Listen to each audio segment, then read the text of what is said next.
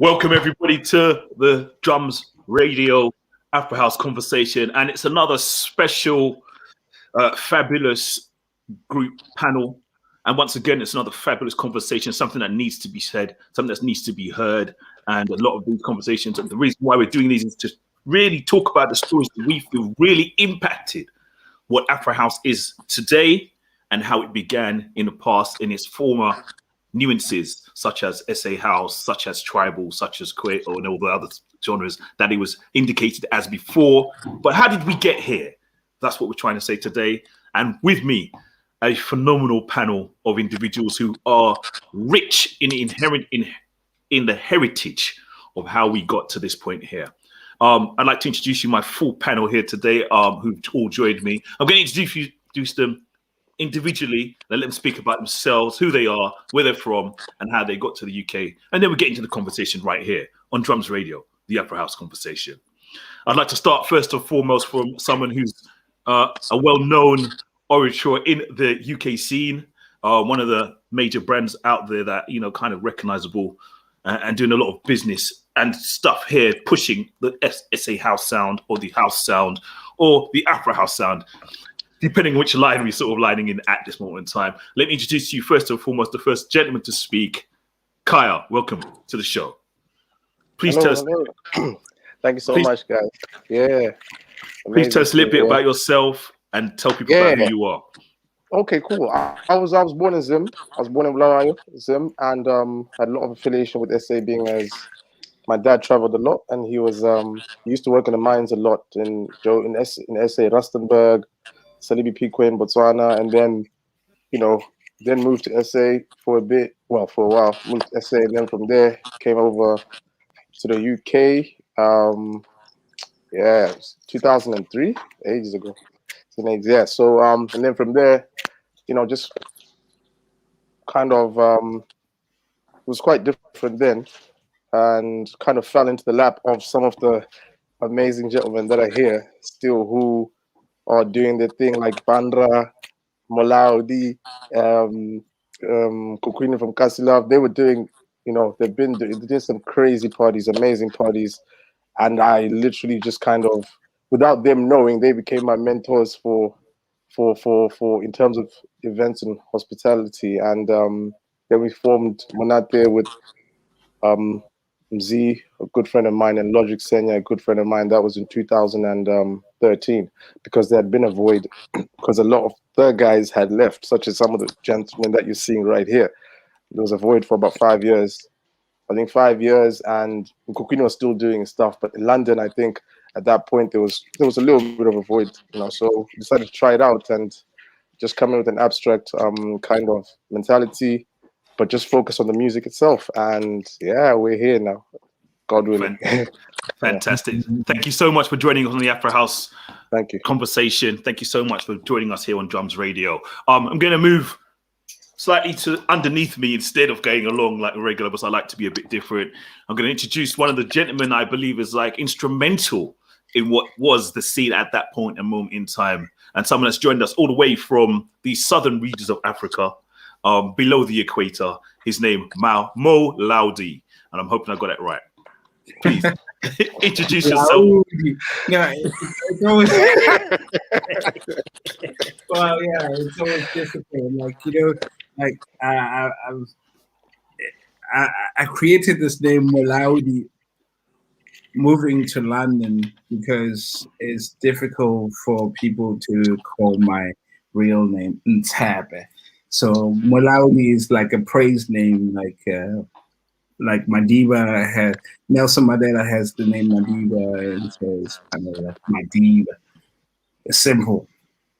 So when I told people, like when I arrived in London in 2000, like saying my name Ntabe, it was so difficult. So I created this persona, this name Laudi, which is to honor the family name, the praise name of the Wobapi family, Laudi. So Laudi is the totem, the name of every male in the family instead of like whatever. So I started to kind of use this name as a stage name, as a DJ name, as an artist name, and to kind of be this artist, I needed to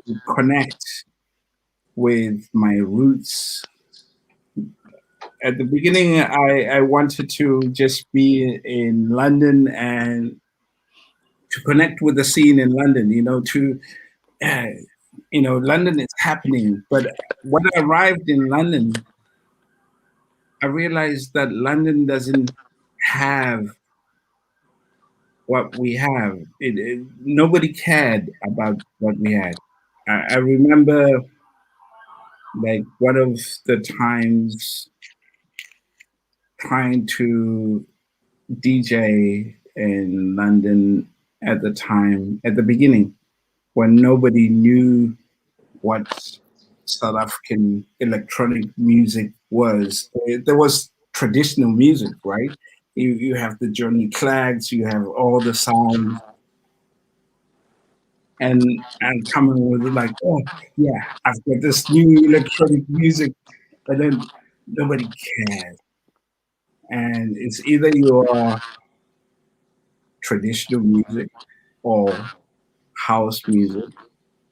So I'm fighting this cool little angle. So I remember DJing Trafalgar Square for a day for Milton Makeba, and that day where someone asked, "Can you play real African music?" While I was DJing. I was DJing like South African house, and then somebody came to me and was like, I like your sound, but can you play real African music? Mm-hmm. So yeah, that was interesting. But we'll get back to that in the conversation later. That's just in an introduction of like experiences in like I've been through so many different interjections of trying to introduce the sound where people are not ready to understand the sound, and it has been tricky and difficult and challenging, but I love the fight. That's what we like to hear, and we're definitely going to get into that definitely more in the conversation. Let me introduce some of the other bits of the gentlemen on the panel. Let me move to a gentleman at the top of the screen. Someone who is recognized for doing a lot of stuff, as we call it up north in the UK. His name is Toots from the DansFlo community. Please, Toots, introduce yourself and let people know all about your Toots. Hi guys. Hi people. Yeah, I'm DJ Toots. I live in Manchester. So I've been a DJ for quite a long time. I think the movement started in Yeovil, that's in South Africa, where my cousin was a DJ in Tando. So actually my uncle, my cousin is just a young uncle. So I used to go with him there, and I used to DJ on every Thursday and stuff. So, and actually I was born in Bulawayo as well, same place as Khaya. So having moved from South Africa at the time, say 2003, to the UK, my DJing still carried on. I didn't stop, and I remember I got a gig the first day I got to London, because I arrived in London. It was in September 2003, and I got a gig on that very first weekend from a guy called Dave, D Fresh. So, and I made a move to Manchester a few months later on, and I hooked up with some guys this side who were already like in the scene and all. And I guess my skills took me to the next level. So I started getting bookings and everything, and that's how we grew from there on. And I hooked up with other guys and we started DansFlo. So yeah, we can get back to the conversation. Fantastic. Of how we Fantastic. move from That's, I like that, man. the conversation continues. Right, we're going to move over to, once again, Yeah. we journey outside of the UK for someone who's been here and returned back, I believe, to the southern regions of Southern Africa.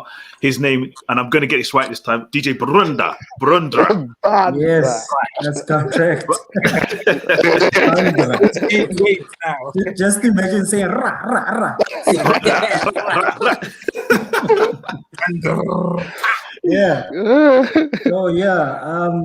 Good evening, everyone. It's nice seeing a lot of you here. I go by the name of Bandra. I was part of the Select Management DJ and promoter. Basically, I started DJing around 1999, somewhere there. I had always loved DJing. It's always been a passion of mine. So when I moved to the UK, my goal was to see myself DJing at the Ministry of Sound. Little did I know that it's a bit different when you move to the UK, because I first moved to Sutton Bridge and there was nothing. There was no gigs. There was no. So I remember I was thinking to myself, how can we introduce the culture that was that we experience in Southern Africa to the UK crowd?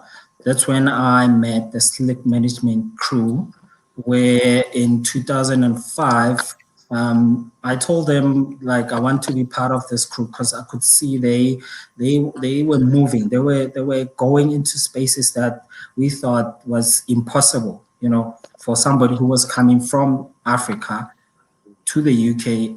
I didn't think it was possible. And I remember when I tried, so the guy said to me, okay, you need to show me what you have. And I respected that because back then I was so shy, but my skill was, I want to prove to people that it doesn't have to be me talking. It has to be my skill doing the talking for me. So when I joined the Slick movement, I could see how it changed people's lives, because where I was based, moving from Sutton Bridge to Maidenhead, we had built a culture of familyhood. It wasn't more of friendship. It was familyhood. We had mothers, fathers figure. We have daughters, aunts, and whatever. So it created that vibe of familyhood. So when they came to see us with our crowd in Slough, and they saw how many people were there in a house party, they said, you guys need to be part of this group. And another passion that we have, me and my best friend, Svike, it was dancing. We knew that in African culture, dancing is part of expressing happiness, expressing love, and all that. So when they came through, they saw us, you know, dancing at the same time, DJing, you know, creating that vibe. Like, I remember my uncle created this thing, which is still happening now in South Africa, where he says, where were you? And everybody say, we were where we were. Everybody's still singing it wherever I go, because it's a culture of creating happiness, love, freedom. Just forget about what you're doing in the UK, but just remember home. And this is how we do this movement. So when I joined Slick and I saw that the vision they had and the vision that we had, me and Svike, was the same thing. It helped us to kind of like... Where's Svike? He was supposed to be here, but unfortunately he went to a wedding in Mafeking. So maybe there might be another session he can join us. Funny enough, even today when we meet, we still dance like we used to. It's like he's my brother, like it will never change. The other unfortunate thing is we are old now, so 10 minutes of dancing is enough. We can't do this whole night dancing stuff. So that's kind of like what made us the Slick family. We wanted to change, to bring people, new people who are coming in, to be part of a family, to understand that when you come into the UK, because remember back then social media wasn't, I mean, we had MySpace or High Five or stuff like that.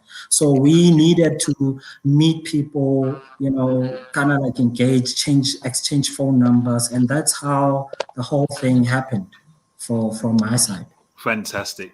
Thank you so much for sharing those experiences. And we're going to get more into that in a more deeper way in a moment. But before we do that, I have to present my last individual. Not last, but someone who's for the last. saving. I wouldn't say, I don't want to offend anybody. I don't want to say saving the best for last. But he's the man himself. He is the man himself. He's known as I'm going to say MK. You can say the rest of it. I apologize. I don't want to be cussed by anybody here. I was waiting for that. Mkhukwini, I believe it is, but he can explain himself. I welcome to the stage DJ MK. Please tell us a little bit about yourself and explain your name as well. Yeah, my name is DJ Mkhukwini, MK as in short of DJ Mkhukwini. I don't know where to start, but I'm just gonna be give an information and insight about who DJ Mkhukwini is. Mkhukwini is actually a short, not a short. It's Umkhukhu is a shack. You know the kind of houses that we have in South Africa. That's what the name is, and basically where my name came from. I grew up in Orange Farm. In Johannesburg, where at that time it was only the shacks in Mkhukwini. So I used to love this music thing from a very young age, and so when South Africa started developing after the independence, people started building, building their houses, and then my house was left still as Umkhukhu. So basically, what happened was, because I'm talking about the era of cassettes. I know some people might not relate. That's where I started this music thing, where you have to, and you knew where the song finishes. So, and I used to love. The South African thing, the most important South African thing that I can tell you about is South Africa is rich in music, not just with South African music. So I used to enjoy these Sunday hangouts of the adults, the old Madaima, Boangel in the locations where they would just be playing music. So I started my love for music from that. And when people were having parties, they used to call me, and then I would be carrying my cassettes. Back in the day, we used to wait for the radio DJ to play the radio, and then we'll be recording, and then you have to kind of like wait for that moment when they start talking so that you stop record and things like that.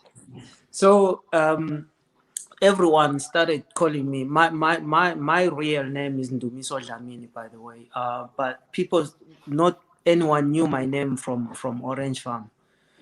Because everyone that was having a party or a get-together, they would ask me, but I wasn't doing it for money, it was just for love. They would ask, call that boy from Mkhukwini, call that boy from Mkhukwini, because my house was actually, I think it wasn't just my house, but my house was the one that was a real old school Mkhukwini that was not developed. So they used to kind of like call me, call that boy from Mkhukwini. Hey, they ended up, I don't know how I got the name to Mkhukwini. Everyone started calling me Mkhukwini. Nice. So when I came here, I linked up with one of my cousins. Oh yeah, by the way, my mom was from Zimbabwe, so my mom's family was already in the UK. So when I came to the UK, I linked up with one of my cousins, Field, and then we were sitting down, and they were like, what's gonna be your DJ name? Because we're starting now to take it to the UK. That was in What year was this? 1999. All right. Yeah. So when we were sitting, and then they were trying to say, we were picking up. I remember one of the names I was given by this Jamaican dude saying, you need to be called DJ Sly, too Sly, because I was so skinny, you see. So it didn't work. And then while we're talking in the conversation, someone called, you know, back in the days, a phone call from Africa was important. And then he just mentioned, I'm Mkhukwini, man. And then Field was like, you could just, and then that's how I embraced the name Mkhukwini, you know. So yeah, from that, basically, as soon as I came to the UK, we started doing some, like I think Mo has already touched on that, and Bandra has touched on it, and everyone actually that has spoken has touched on it. We saw something that was missing because coming from the African culture of life, the music, the way we party is different from the way other people party, and the vibe wasn't there. So from me, before even Kasi Love, I started making house parties, crazy house parties. We would go from city to city, just do a house party, put the ironing board, put our decks there and rock. And, you know, it was a movement. It was something nice because we managed to find a group of people that actually understood South African house. And then we would just link up with text messages, and there are guys that played a big role in this whole thing, where I saw the movement changing in front of my eyes, and I didn't think in my life that I would do something like a crew. I enjoyed DJing and putting up some events and things like that. Yeah, I met up with the guys from Sleek, guys like Bandra, ZSV, the other guy that I wish he could be in this panel, who Selector, because Selector actually and Penyo, those two guys with Abo Bandra, you know, them guys, they kind of like, I was too ghetto, they were too classy. You understand? So the way they were doing their thing, and then came Mo and Levi. The way these guys were doing their thing was like this. For me, it was the only person that I shared the same views with when it came to this was this guy again, another guy that should be in the panel, Lee K was ghetto, I was ghetto. So me and K were always doing crazy things together, and then we would fight, and then we would do, but in a very, you know, when you're from Africa, there is a certain way of living. So for me, Sleek created a different move of the whole game, whereby they showed us, the Sleek management, they showed us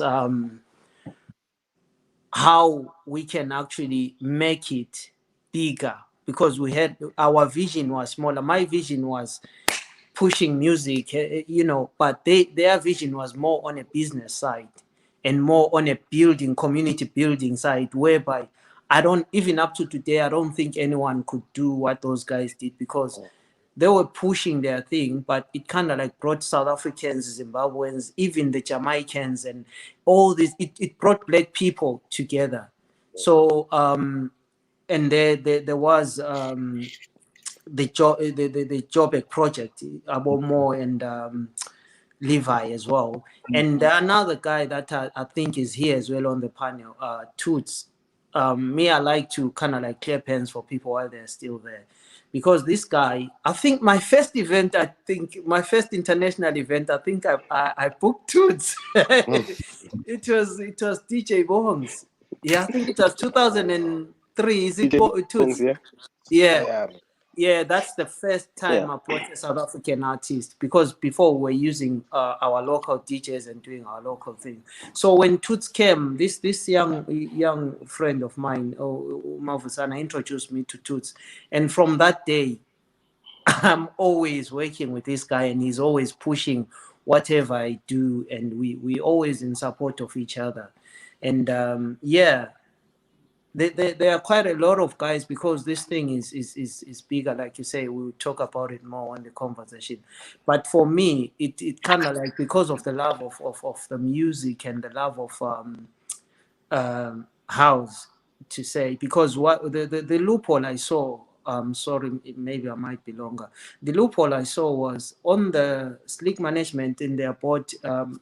One, I think it was the first or the second year, they used my sound system because I'm a sound enthusiast. I love sound, and so they were just saying. Tulani said, we're gonna get Mkhukwini sound, but not Mkhukwini, because of my attitude. My attitude is because now I'm grown, obviously. I was too. Yeah, Yeah. I didn't know back You can, yeah. Why So Casilao? Casilao. yeah, so that's hence the name Kasilab. So on their day of the boat, I would proudly say this because some of the times as people we don't admit to things. We and Slick started at the same time, but they had a different idea. So on their boat party, that's where Kasilab was actually born, because I was DJ Mkhukwini. And a small window that CN created and said to Tulani, you know what, you need to let this nigga rock. I'm sorry for the language. Said you need to let this guy rock because this guy has got something. And that was a Slick boat. And those guys were so into deep minimal house. They were pushing their kind of specific. And when I went there, I saw a biggest loophole. On my set, I just played Kwaito. The boat went crazy. I don't know whether Bandra remembers that day. The boat went crazy. No, I do. Yeah. So on that was the time where I discovered where the loophole is. So I deviated myself with a kind of, I was pushing strictly South African house and Kwaito. So that's where I created the Kasi Love kind of movement. But I would say the guys like Abomo here, Toots, Tulani, Likei, those guys, they kind of like played a big part in us moving together. And that time, when that movement was there, I didn't even need to ask where one was from or what language one was speaking. It was something that I can't even explain in this panel, because it was like you see each other. By notching your head, you're already in the same level of spirit, and we are together. We started finding out like this guy, Bongani Ngubeni. I didn't know Bongani was from Zim. And then later I was like, dude, I thought you were from SA, because we knew each other for long. We didn't care what language the person was speaking. More is just explain deeper things as well that we need to take in note. And Toots there, I actually found out, this is really serious talk. I actually found out today that Toots was born in Bulawayo. So it's things like that music did not actually care about where we were from at that time, other than now. Because now when you introduce yourself, you have to introduce yourself from who you are, where you're from. Back in the day, it was like, I'm Mkhukwini, Asho, that's it. Yeah, so I think I'll leave it there. I've said more than Right. Well, no, let's pick it up from there actually, and let's continue the conversation. But let's start one that's curious, because I'm going to go with, what were the difficulties you found? Because you're trying to present this new sound, this South African experience, the feeling, the vibe, with the cultural experience to the UK market. What were the difficulties you found with venues, with individuals, and presenting it? And I'll go with Toots first. Did you hear me, Toots? The difficulties that we had, sorry, it was a bit crackly, so I couldn't really pick up on what you're saying exactly. You know what I will do? Actually, I'm going to pause you for one second. I'm going to pause you for 1 second. I'm actually going to reverse the question and actually ask Mo, because I think Mo should be the first person to speak on that because of his knowledge regarding the subject. Yeah. So Mo, can you give us a little bit of the difficulties that were faced? I arrived in London in 2000, and in the year 2000, and I love the British sound. I love house. Everybody loves house. But then you realize that people do not know what is the South African sound, and you trying to differentiate yourself from the Johnny Clegg and the Mary McKellar and you know and at the same time your house music, your electronic music, right?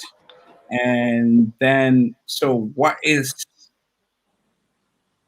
the specificity of the sound? What makes you unique?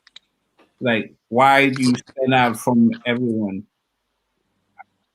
Like, I've had this conversation with Black Coffee because Black Coffee is just like, it doesn't identify as Afro House, he identifies as house music, right? So, but I wanted to identify as house, Afro House, because I feel that there's a distinct sound and a distinct information, new language that you put in that people do not know. And I wanted to build a community, build a whole new sound.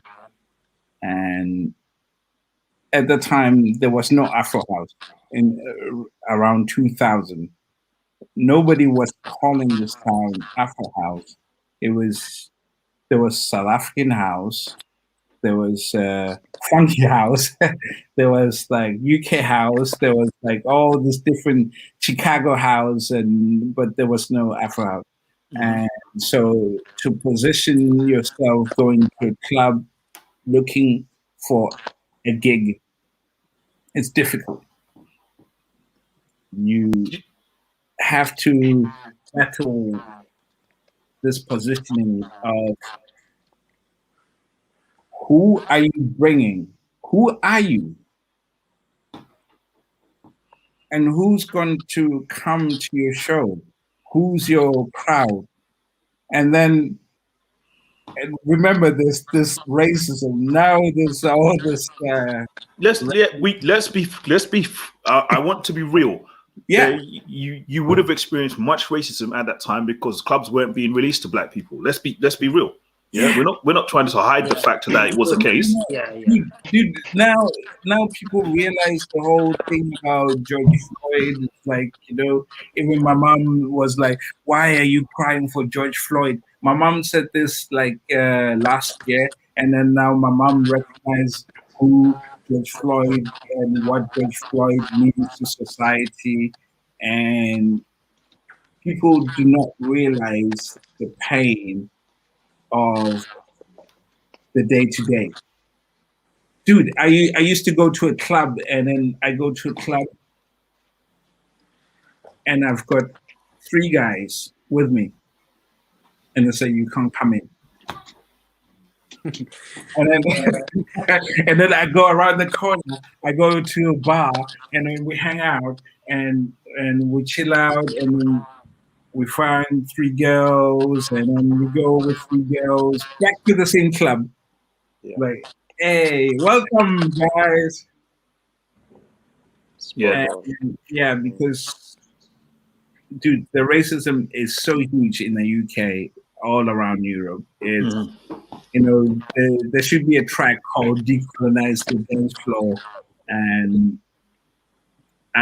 and I'm so very delightful to have this topic because I don't know how much I've suffered in terms of trying to change the narratives and trying to break the music, because the music depends on who has the money, who has the luxury, who can afford what, who can change the system.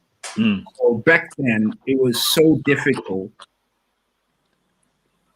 You had to find a place that can accommodate you, that is willing to accept you. And I was so hardworking. Yeah. In terms of, I will be DJing every single night. I DJed. I remember one point where I DJed Monday to Sunday nonstop, and I will DJ techno, DJ reggae there, and DJ house, and then Yeah, and continue. And then I bring it up together. How did you find it, DJ Bandra? How did you find it when you were delivering events and stuff, and you were getting to the management, and you finally got a venue, and they said, "Okay, we'll try you out. We're not sure about your crowd. We're not sure about you. We'll try you out." How was that kind of experience? And before you speak, let me just give a rules of the club. What I'm going to do is I'm going to ask people to mute their mics when they're not speaking, so that we can hear a clarity of the individuals. Just because there's a little bit of speaking going in and on and off. So just to help, so the person can speak and we can really get the real subject out there. Go ahead, please, sir. Okay. All right. So as Mo said before, the club owners or pub owners, at first they're like, okay, we'll give you that small room. Let's see what you have. But unfortunately, they didn't realize that we attracted crowds from everywhere. I mean, the UK is so small that somebody from Manchester can drive all the way to London and back. We used to do that all the time. So people used to come from everywhere. I'm talking Manchester, Leeds, Milton Keynes, you name it. They used to come.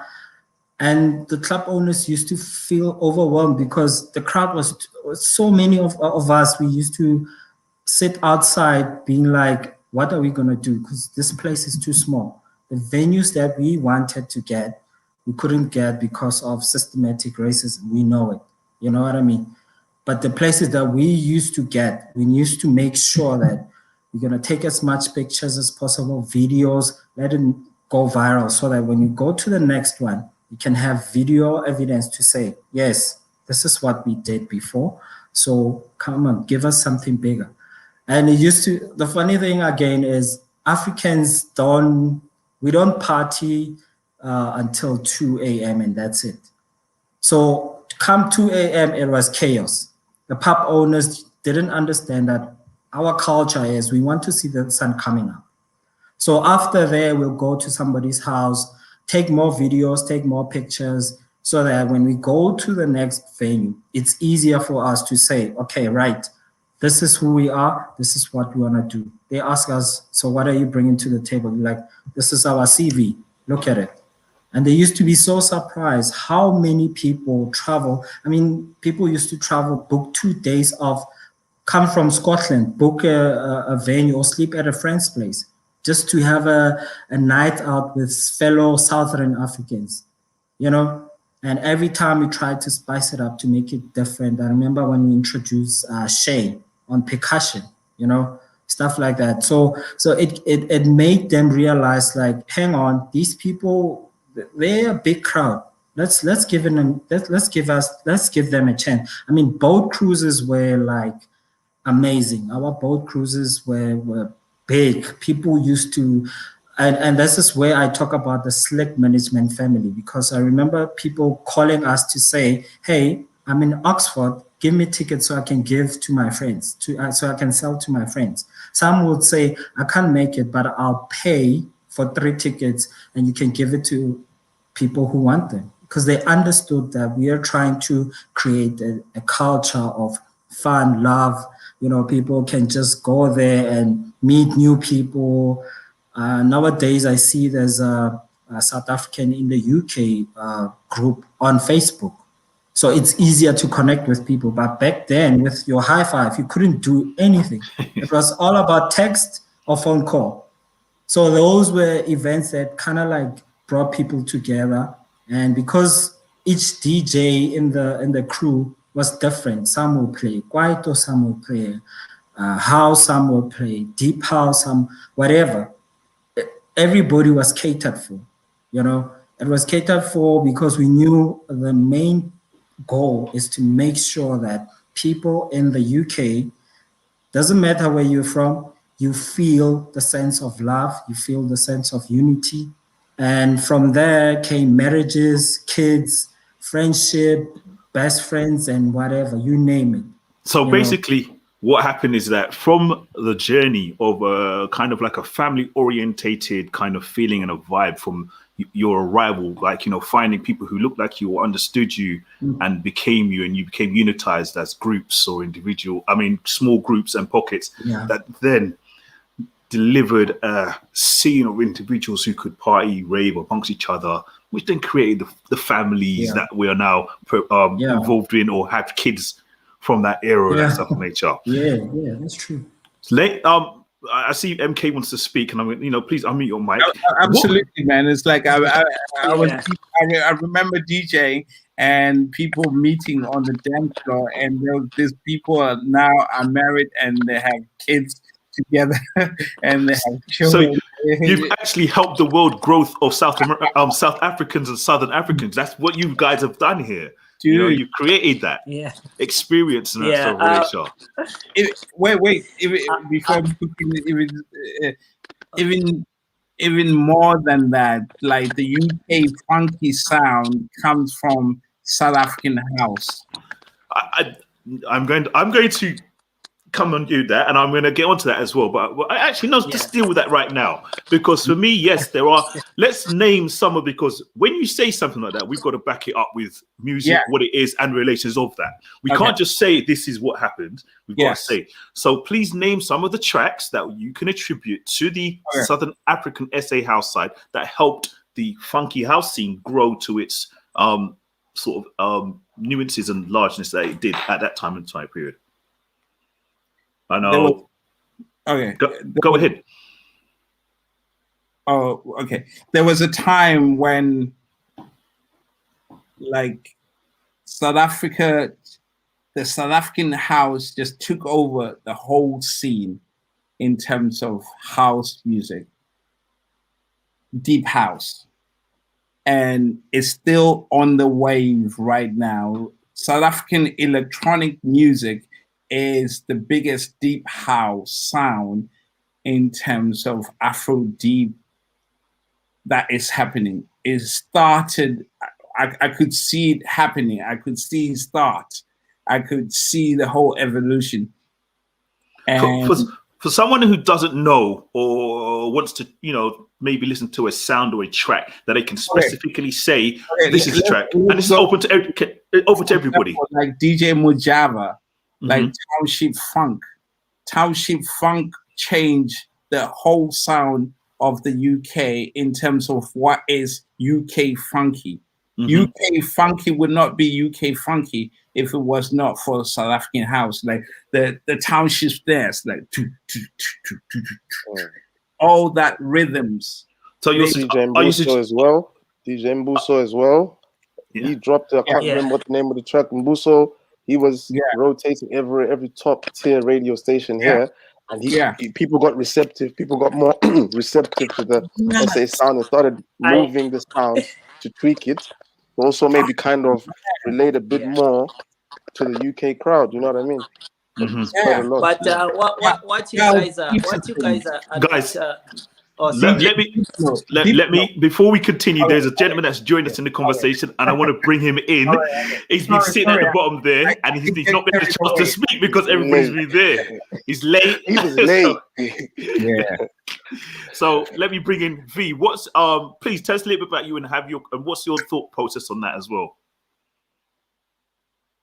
Hey V. Oh, wait a second. Let me turn your mic on. Go ahead. Oh, what's my what? Right. First and foremost, introduce yourself so people who aren't familiar with you just get to know a bit about you. Hello, guys. How you doing? My panel. We know you. So the people. We know who you are, but the people. To everyone watching, my name is V, known as V, and also keep it as V. I've been around the SA scene, mainly being more like on the film camera side. I've been around these guys. I'm not a promoter DJ, but I've been around to capture moments and being there. So my story is more behind the scenes, seeing the work they put in to create an event, the personal, mental things that they fight in order to make something successful, As I said, I'm just more on the creative aspect. I've designed some flights for some of them. That's me. I'll keep it simple on that front. Okay, and then commentary. We're now at the stage of where we presented a question, which was the UK funky house scene rose off the back of the South African SA house scene. What were some of the tracks that indicated that, and some of the music and movement towards that? I know people might not like this, but I'll say it anyway. There's this track. You know, Tornado, Tornado, dum, dum, dum, dum, dum, dum. Yeah. If you're South African, you know exactly where that comes from. I don't need to say much more. But I'm not South African, so I'm going to have to ask you to please open up the door. Let's hear what it is. Mkhukwini. MK, Yeah. go ahead.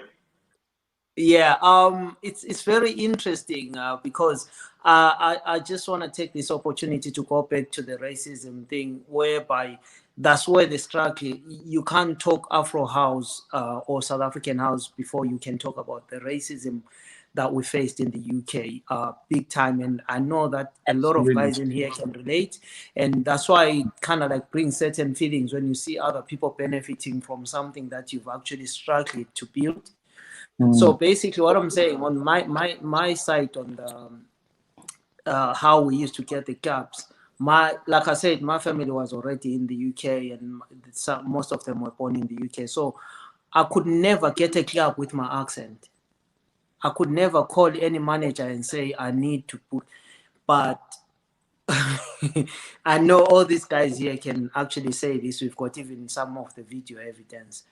But every club that I got to do my event was sold out, and it couldn't even fit people in. You understand? So, but I used to use my cousin called Norma. If she's speaking on the phone, you think you're speaking to a white British lady. And I'll get the venue, and then when we get there, the vibe is good. People are buying alcohol, but as you know, as South Africans, we've got that thing. As Africans, we've got that thing of we are always noisy outside before we go in. We chill outside before we go to the club, and Bandra has already mentioned that. Yeah. So my first big blow of racism was when I did my first board party. It was all working when I was using a female with a good British accent, because we never got venues. That's the truth. As long as you are black, you are African, you are looked upon as something else. So we did the board party in Liverpool. My first board party, I did it in Liverpool. Sold out, everything was good. When we went to the after party, the guy looked at us and said to two people, and then said, what are you here for? I said, I'm here for my after party. I booked the club, I've paid, blah, blah, blah. And they said, oh, we didn't expect people like you. And my queue was full. Yeah. And there were people, remember, that missed the boat that were coming. There. I think, Khaya, you were there, yeah? I was there. We ended up going to the beach and had the best party at the beach. Yeah, I was there. Yeah, we ended up having the best party at the beach. Yeah. So they looked at me and they looked at the people there. They said, no, we didn't expect people like you. We were turned back, but because of the spirit of music and people didn't care. We went back to the hotels. In the morning, we had the best beach party that I've ever held in my life at the beach, right? So that's how far I go with the systematic racism. Oh yeah, definitely. There's no. I'm gonna say straight away. There's no doubt there was a definitely period of time where it was very systematic, a racist period. Yeah. But what we try to do now is claiming that and knowing that situation. Yeah. But what I'm trying to do is keep the conversation moving, because we've only got an amount of time, and that could take us a whole 2 hours to discuss. I wanna. Yeah, I was actually gonna finish off, my brother, with something important again that V and Mo has already mentioned. It's deeper than what people are thinking. That the Afro House did not start yesterday, and Afro House has influenced a lot of musical styles, and South African music has been chopped and chopped. All this music that you're hearing, they are sampling the old guys like Fred Kwala. You listen to these young boys, and then you just slow it down. It's all the. I don't want to go too much into referencing, but right. You see, now you have to. For me, if we're going to speak about, you have to speak about it. But before you speak about it, I want to challenge V. Now, V, you said that on the point of the donation, which was Deneo. Now, for me, there was an advert in the UK that I predict that music came from, or that sound came from myself. But I need to know what tune it is that you guys feel was the tune. Let me just say what I said. I'm not representing them. That's just my opinion. Oh yeah, of course, yeah. By me saying that, I was not referring to a particular tune. There's rhythm, there's influence in sound. Oh yes, you can right. hear those elements in there. That's what I was referring to. Not that it was sample taken or what aspect. You can literally, how I would refer to like house from a South African perspective, growing up in SA. It's a feeling. There's a feeling and certain patterns in how certain elements are put together. You cannot thoroughly explain it, but once you hear a sound, no matter how, see what Mkhukwini said, certain things have been chopped up. You can chop it up as much as you want, but it still stands the same. Will always feel that that's where it's from. Do you see what I'm saying? So that even it's funny how I mentioned that, and even with the funky house, from there were other songs that you could hear and they were chopped up. You know, like we're having this certain wave of Amapiano happening right now, and a lot of commercials aspects or musicians are already starting to chop up Amapiano. Do you understand? Which is not even who are not from SA. So that's the same element that's happening, that happened with SA before. With every music in its essence. So, and I want to get to that in this conversation as well. So, but I wanted to hone down to this here, and I might bring Khaya in here as well, because he's kind of like someone who I want to speak to on this subject as well. Where can we know the tune that you guys kind of say that was it's what's called? Oh, you mean I'm saying there are a lot of tunes, so I don't know which particular one do you want. Like I can tell you, there's too many. Yeah, I wish we. Let's start with the Lion King. We all know the Lion King was taken or has different elements from South Africa. It's got that whole feeling. We can feel that, but but it doesn't have elements. Okay, I heard the language is there. Akuna Matata. Yeah, it's all the language. It's taken. No, I think it was. I think it's been attributed to that by Disney anyway. I think they've said that it's taken from the South African culture. It's a South African track. It's Linda Lani. It's a guy from South Africa who created the track. Okay, so then he's going to use his own culture to deliver that, I would expect.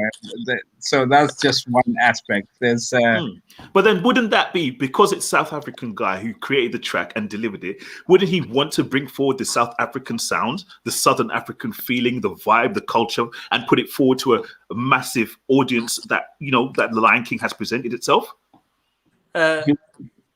No, you go on, bro. I'll talk after. He would, but I would just say a few things, and Mkhukwini can add after. And I'm just saying that he would, but then how much is he getting paid for that? How much is the family getting paid for that? I'm hoping that he negotiated. If Disney has hired him, I'm hoping he's negotiated a deal. I think we can. Yeah. I think we could. That's a conversation. I think that's going to lead us over to another lane again. And I'm like, I'd love to have that conversation. We can have that. I'm like, let's try to keep it here. I can see lots of things going on. It's part of the same conversation that we're having of appropriation, of racism, of entitlement, of recognition, of.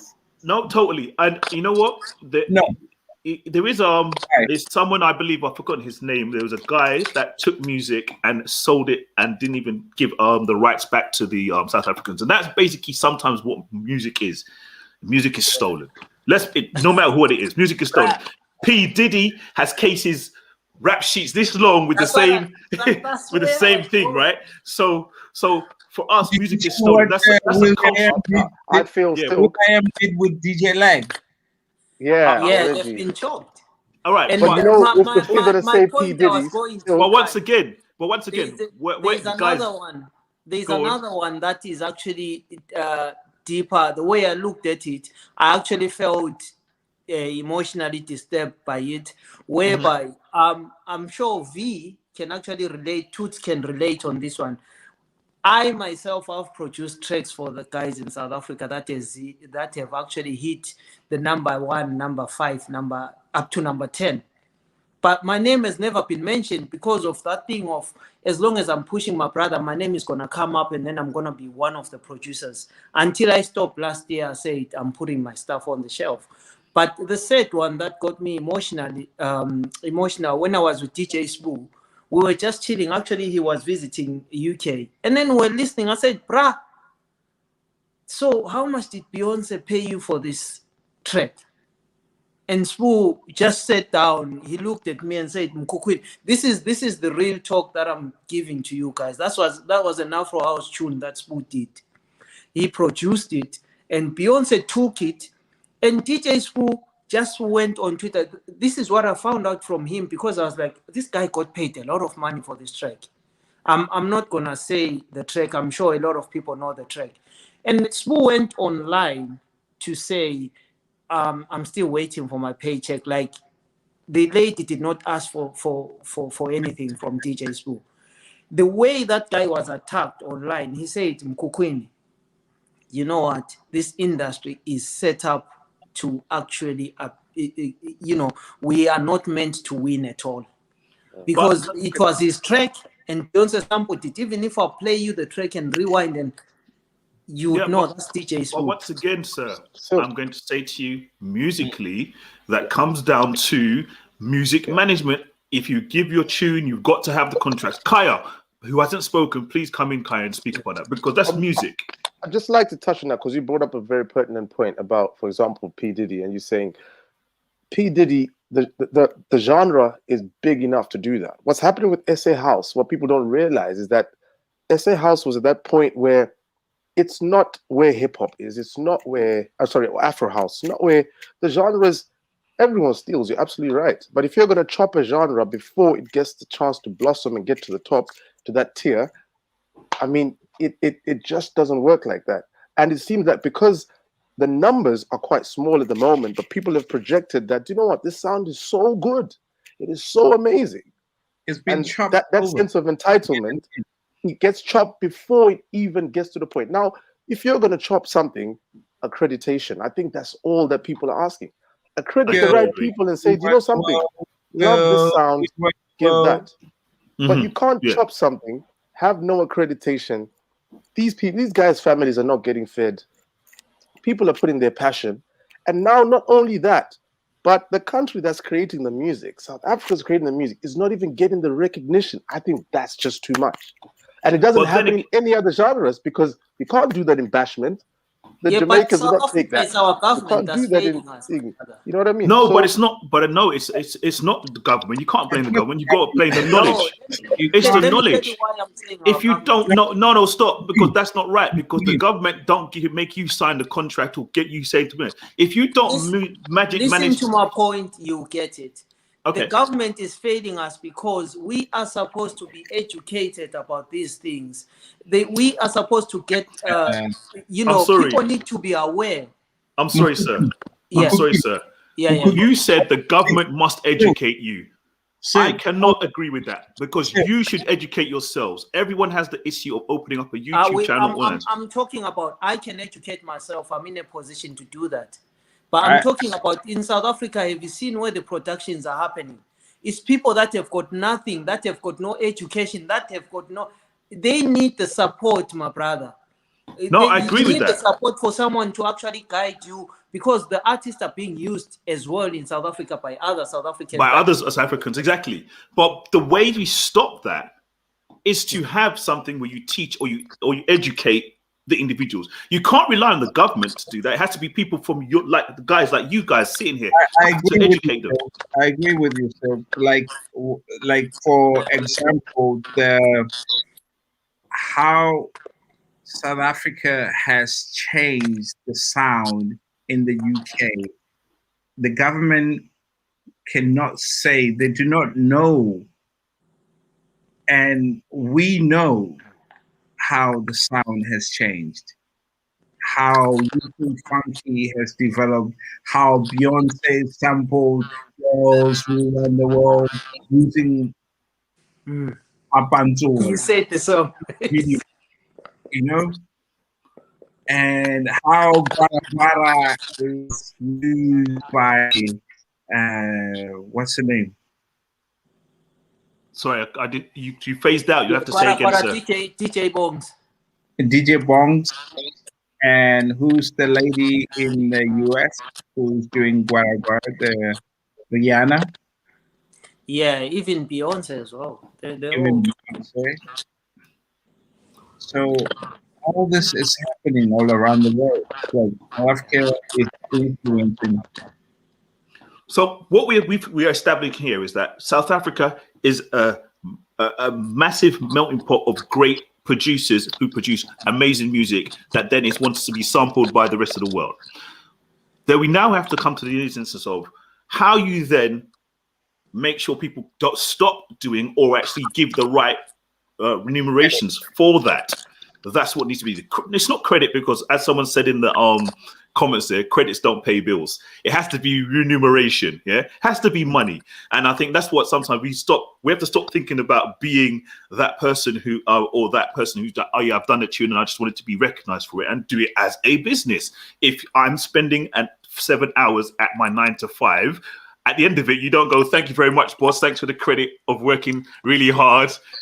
You want to get paid. And I think that needs to be comes into the conversation. It needs to be something that people, when they start producing and pushing out, it has to be, you're selling. You need to be paid for what you're doing. And I think that needs to come in. But once again, go ahead. This is not the conversation that I was trying to have here. We were trying to talk about you guys and how well you do so. But this is great. Let's go. I just want to get onto this because, you know, I feel as if we're talking about we have to educate our producers or South Africans or whoever, blah, blah, blah. For me, that's nonsense. How I see it is there are people who are also established who still get plagiarized. I think it's the mentality of the rest of the world looking at South Africa or Africa in general as people who can just take something and go away without any consequences. That's we true. just had an instance of DJ Lag, and Will.i.am had to apologize for taking his track. He didn't realize that of social media. Exactly. Now social media has given us power. Now they're starting to detect certain things. You know, there's a lot of people who are established who have signed contracts and blah blah blah, but things still get taken. It's how the world looks at us. Sir, I understand and I agree that the music was taken. It does happen, but it doesn't only happen to South Africans. It happens to Black Americans. It happens to Black British. It happens to everybody. It happens to white. So it's a cancer that's in the music industry, and it's a conversation that I believe that we can deal with, but not on this platform at this moment in time. It's a conversation that we. I still feel like this conversation was to be, and it has to be about what happened in the UK and how we got the sound and the guys that created the foundation and the base that has now been what is becoming a UK Afro House scene. Please. Let's go back I could go back and forward on that as well. I love the conversation. I really want to have it, but it's not what I wanted to have today. Sorry to be the loudest mouth, guys. It's just that let me now before you start, let me take this tangent of this and go back on the track where I want it to be. All right. Tell me about some of the clubs and venues that allowed you to have the parties that, you know, what are the name brand clubs that, you know, back in the day? Oh my gosh, it was at the beginning, it was so tough, man. It was like really, really hard. And I was so lucky. I started off with just bars, you know, bars, playing house and Kwaito and techno. You kind of explained that earlier on, and we said that MK's party, the Kasu Love Party, was a brand that was recognized. What other brands were recognized at that time? That's what I'm trying to get at the moment. Who in Slick Management? What was your party that was recognized? What was the brand that was out there that was, or is it just Slick Management just presents? Well, So- me, it was kind of like I had Joburg Project, as Joburg Project was the first residency in London, the only residency that ever existed where you would have South African house, South African music every Sunday. Where was that taking place? That was at Barbie Low. Right. Okay. Yeah. I don't know where that is. I'm gonna speak about that was one of the best things to ever happen in the UK.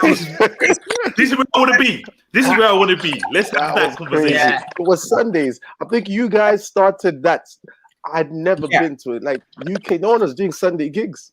You see, we learned on each other. Like And we the energy literally, that you guys brought as it well. was crazy. Babylon was absolutely amazing, man. Yeah, it was. I cried the day closed. The day when they said no more Babylon, I cried. I was like, oh, I can't do.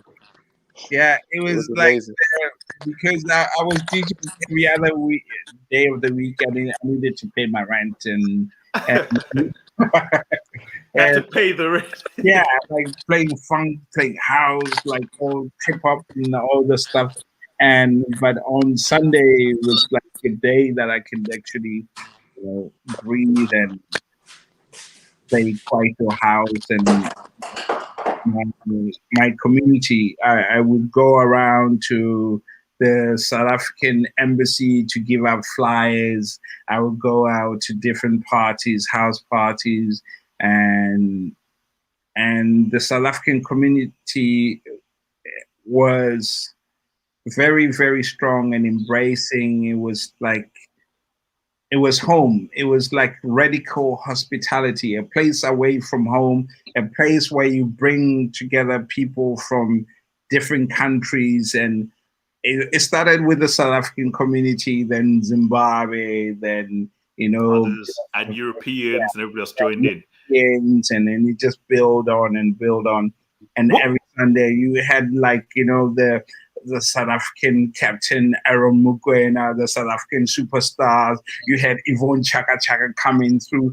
Every South African that was famous that would be in the UK, they will come through just to say hello and pay respects and be like, this is the community.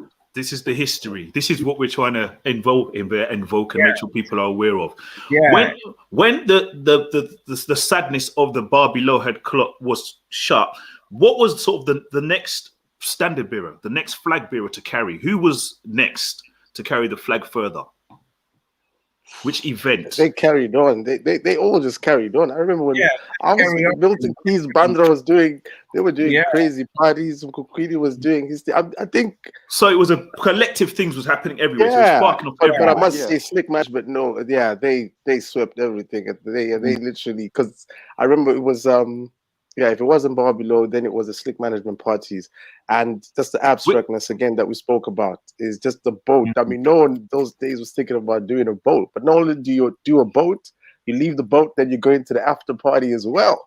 Then you leave the after party, you're going to another person's house. It was all formulated and planned, and again, like it worked because you could see that these guys are actually creating a revenue stream through doing different things and stuff. And same thing as Laudi was doing Barbie Low, but that was so. If you think about it, this was crazy because no one is doing Sunday gigs, and why fight to do a Friday gig? Why fight to do a Saturday gig? They were doing Sunday gigs, and it was just there was a lot going on that time. And again, as you guys say, the people leaving one part of the UK to go to the other part, but it was also, I believe, because of the authenticity. The music was key. I remember I was just going there the music was so crazy. You'd hold your head and you'd be like, "Oh my God!" You had no Shazam. Didn't have Shazam.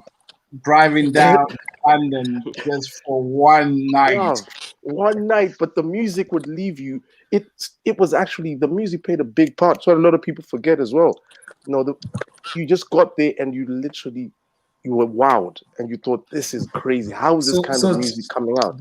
What track would you say, guys, is that element? What's the track that kind of encapsulate that period, Barbie Low? I just want a track that encapsulates Barbie Low. Okay, sorry. For me, summer days. For me, summer days. Which track? You Come took on. me Babylon. For me, I'm for me, trying summer to days. get that Nick out. Holder. Well, I For mean, me, there's Nick the Holder. Dennis Ferreira, the Yeah.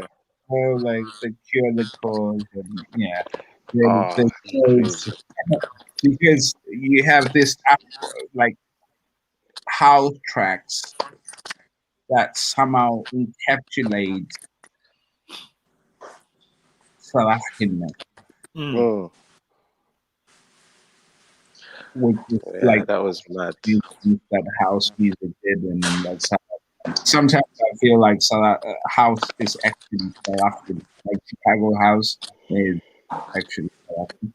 Well, there's every opportunity that it may be of some nature. Let's not go there right now. Because So It keeps going back to that. I'm like, all right. Toots is holding it in. He's like, I don't want to say nothing. I don't want to. yeah, man. Yeah, no, Right. it's not that. It's only because it's only because up north we're a different kind of vibe, if I can put it that way.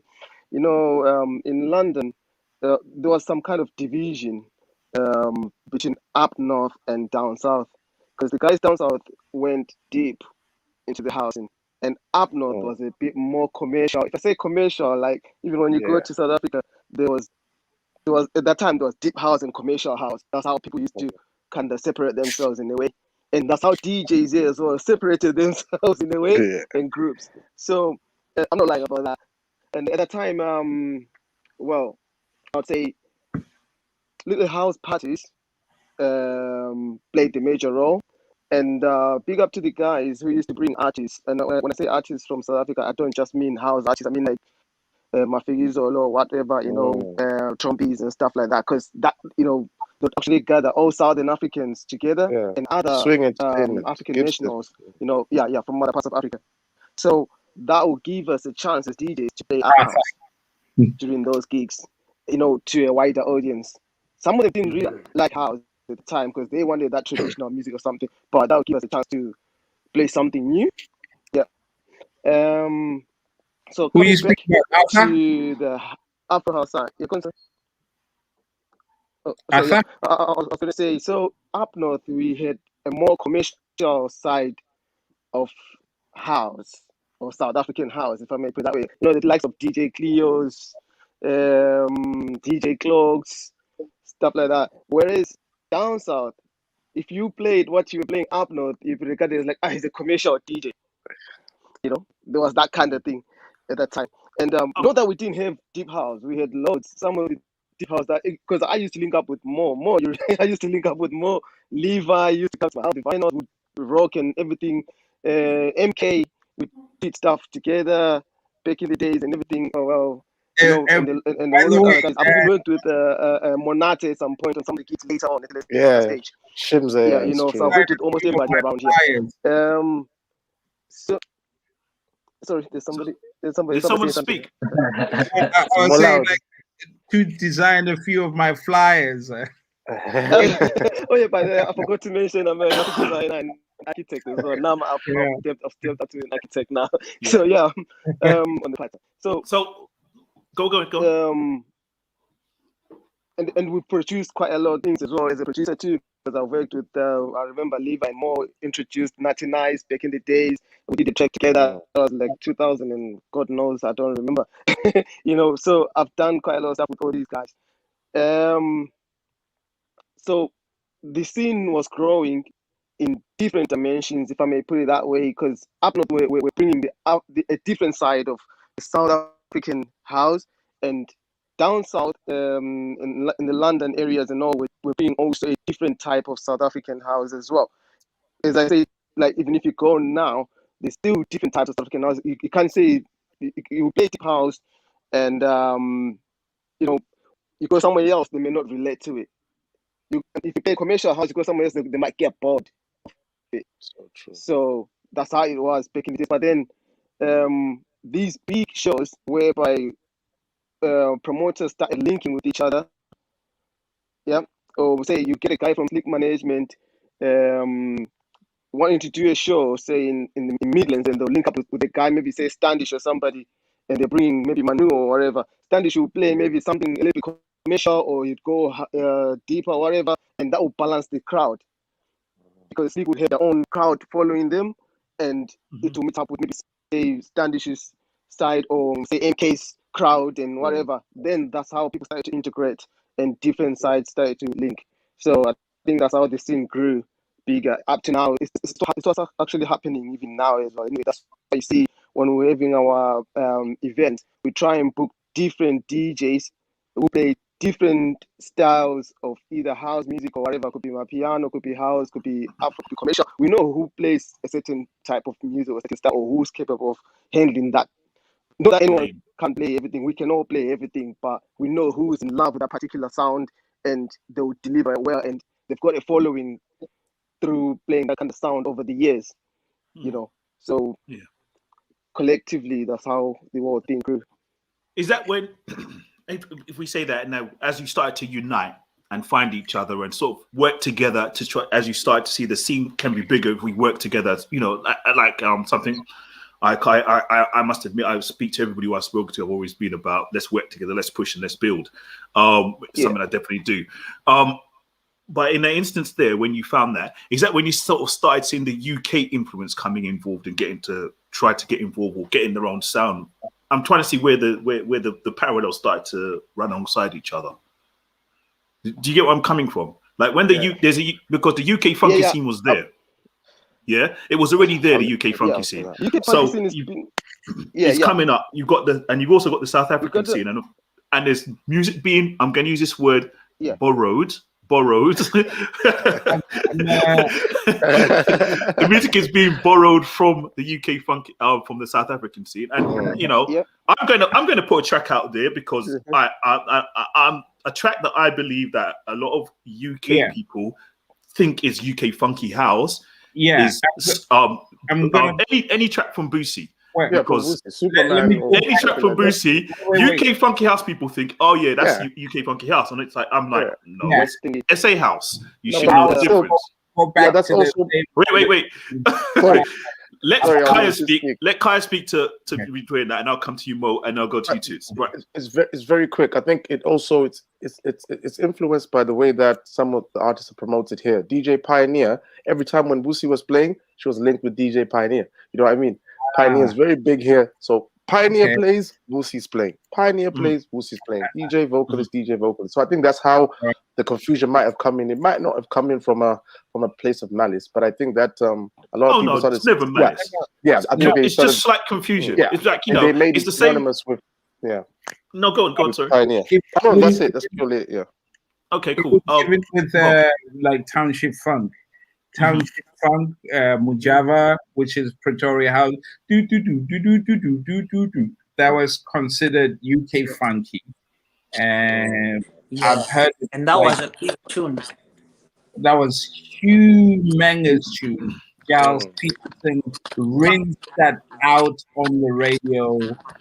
I think one of the ones that maybe for me was slightly larger or had more of an impact, and I would say it was DJ, but then again, hold on, wait a second. I may be mistaken here, and do correct me if I'm wrong, but DJ Sindo, CNDO, Terminator. Yeah. Oh yeah, Terminator. Terminator, I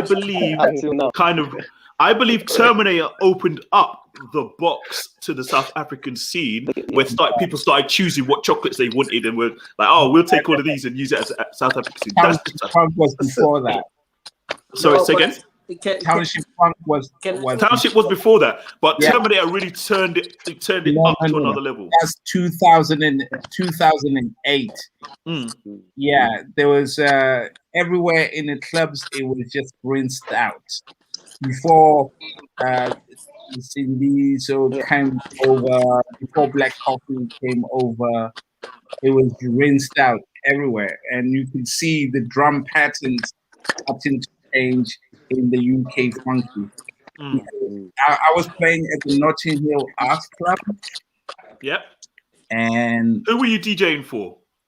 We had a party called Sekus, and was with this guy's kind of like connected to Diplo, and they were called Radio Trip, and there was Green Leaves, and who's the other guy? Who's like there were like a few major UK funky guys that had a few nights around that time. I mean, at that time, UK funky was everywhere. It wasn't to one club or something. It was everywhere. No, I mean, it was seen as the next UK garage. No, it wasn't everywhere. In 2008, it was kind of like laying low. It was kind of like bubbling under. It was about to blow, and there were a few places, few people blowing, and. Would you say that was still a deep house scene, or would you say that was the UK? Because remember, now you're talking about a period where the UK garage had just sort of kind of was diminishing and falling off. That's when sort of the deep house was found again, right, by the UK crowd. And then they got into the UK funky house as the younger guys started to come through. Yeah, this is before Crazy Cousin came up. Okay. So Crazy Cousins came in later on because there was a couple of other bits in between there. There was a bit the sound from up the 4x4 sound from up north. We had all that as well. So and the jungle was still making itself there as well. So so in this instance there, but where I'm trying to find out when you guys were growing inside of all of that as the South African ambassadors of music and the culture, how did you find? I mean, I'm trying to find where did the relationship so that we could find the crescendo of where they met, so that we could blossom into what Afro House is now. Where was the triggers? Can I jump on? Yeah, sure. I just wanted to, because I've noticed that we've got valid things that we're talking here, and a few things have been mentioned. I'll say from my point of view, from how I've been observing the whole house scene and how every one of us has been moving. For me, the track that actually introduced the mother of all tracks and the mother of all productions that actually started this Afro House movement on the commercial side, so that I don't mean it's commercial now, but that actually introduced it to the different ears, was that Mjava song. And that Mjava song was chopped by a lot of people, and it had so much airplay, not just in the UK. It had so much airplay around the world because it was something, it was produced in a musical order that is not right for the people that have studied music. He had his drums, which were, that brings us, I'm sorry, because I think this is important that we talk about this. That brings us to what is Afro House, because a lot of people have got those questions. Because that sound is not just a sound that you dance to. It was a sound, it was a culture. Of, the boys from Pitori would tell you this is a movement sound, whereby the way the drum is laid and the spiritual side of it. And then whoever took over from that, they were the funky house guys, they were taking that kind of sound and changing it over. But as Southern African promoters that are here, that were pushing, we took that, but when we kept on moving with the Afro sound, we used to call it tribal, with the tribal sound of it, because I was actually one person who actually loved tribal, because for me, tribal house is Afro house, right? Mm-hmm. So what it is it's the feeling that you get. It's a spiritual, it gives you peace. It's something that is within the music. And because music is a spiritual thing, and when you talk about Afro house, people will come to dance, and then some people will be taken to certain levels. So it was hard for us to describe Afro house to a different kind of crowd, whereby you're saying, it's Afro, it's a South African house. South African house, there are guys like Tulo. Tulo produced, so up to now, he's producing spiritual songs, but people don't even understand that that guy is producing spiritual songs, because That is what Afro House is. It's a feeling that you have to get, and it's about the first thing that we spoke about, where we were saying it's not about where you're from, who you are. And then when you look deeper into the history of the music, it's not just Afro House, it's Latin, because even South Africans were chopping from the Latin, and they were chopping from the Brooklyn sound, the deep house. We were taking that deep house, but making it our own, because to them it's music, and then we put that spiritual side of things into it, whereby you have to connect with the music in order for you. It's not music that you just dance to. It's music that is supposed to be enjoyed by someone dancing and someone listening and someone going through stuff. So that's my take on the Afro House and how we can, you know. I'm really glad that you actually brought that up, because it's going to be something else. Because if we go back to the origins of house and where it started, and I know we went there kind of earlier on, we all know it began in the States. They borrowed sounds from the African culture and they created what is house, which then spread, and it's become what it is now, house music as such. But in that same instance, but if we look at that in the same instance of how the music was borrowed, did the UK, when they borrowed funky house, was that something that was wrong, or is that something that, it's just a take on house music? It's just their version of what it is. And bringing us forward now to a situation that we're currently in, let's talk about what Afro House is currently, the sound that is, because you mentioned it, that we have a sound, and what is Afro House, as in, what does Afro House, the Afro tech side of sound, and what does the Amapiano and the UK kind of style takes and that stuff? What is your feelings regarding that sound? And I'm going to go with V first, and then I want to speak to Bandra, because you've been real quiet. I'm listening to the more experienced, the more knowledgeable, listening to understand and learn. Key. I just want to point out the Mkhukwini amazing point in terms of the spiritual aspect and feeling. That is my first thing when it comes to African house or just music in general. Now, with Amapiano, I'll focus on that. Amapiano is starting, for instance, I'm South African and I know the origins of Amapiano. I had to also myself research deeply, thoroughly, what Amapiano is and where it started, I'm still researching. That's quite though. I thought I heard it on radio or when I was in SA. You think you know, but you still need to know more. I agree. And then I hear, no, this is where it's from, blah blah blah, right? But now, from what I'm seeing in the UK and what I'm hearing commercially in the UK, Amapiano wise, it's starting to switch again. It's starting to do that thing that I say I do not like, because my connection to it is feeling it represents something, part of me, I have no issue with sounds being, evolving or being shared throughout the world. But I think people have to respect and also do the research of where it comes from, respect the sounds, respect the origins, because more so I think I've been in my feelings today, and all of us talk about certain things, or for us, I think the deeper thing is the origin. We know what the sound means for us. We have that emotional attachment, Hopefully in the UK, Amapiano will be adapted in a way where also accreditation of the roots of where it stems from is actually represented, You're already given a platform, which I think is great. As I said, I'm still learning. All of these guys here are DJs and people who thoroughly know sound in the house scene,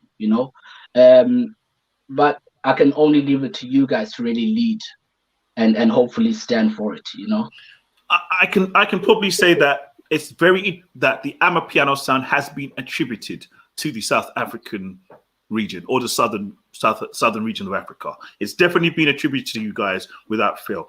Maybe some people aren't highlighting it. I think the word is more specific to it, but the sound is definitely known. It's we know MFR Cubs of the Small. We all know that is South African. There are sounds coming out of the UK now which are changing, using that kind of the drum patterns and all that stuff in nature. But I do think some of them are still alleviating to the sound that this is a Southern African sound, in my opinion. That's my opinion. Do you think that they're crediting Amapiano? Sorry? Do you think that the new sounds that are coming out of the UK, they're crediting Amapiano, or they see it as a new sound that is coming from the UK? The sound is Amapiano. I mean, it's their version of Amapiano. Yeah. Or our version of Amapiano. Yeah. I'm not in it. Let me jump in here. When we talk about Amapiano, oh, sorry. I'm sorry, no. Let MK, let Barundra speak, because he hadn't spoken. Okay. He'd be quiet all the time.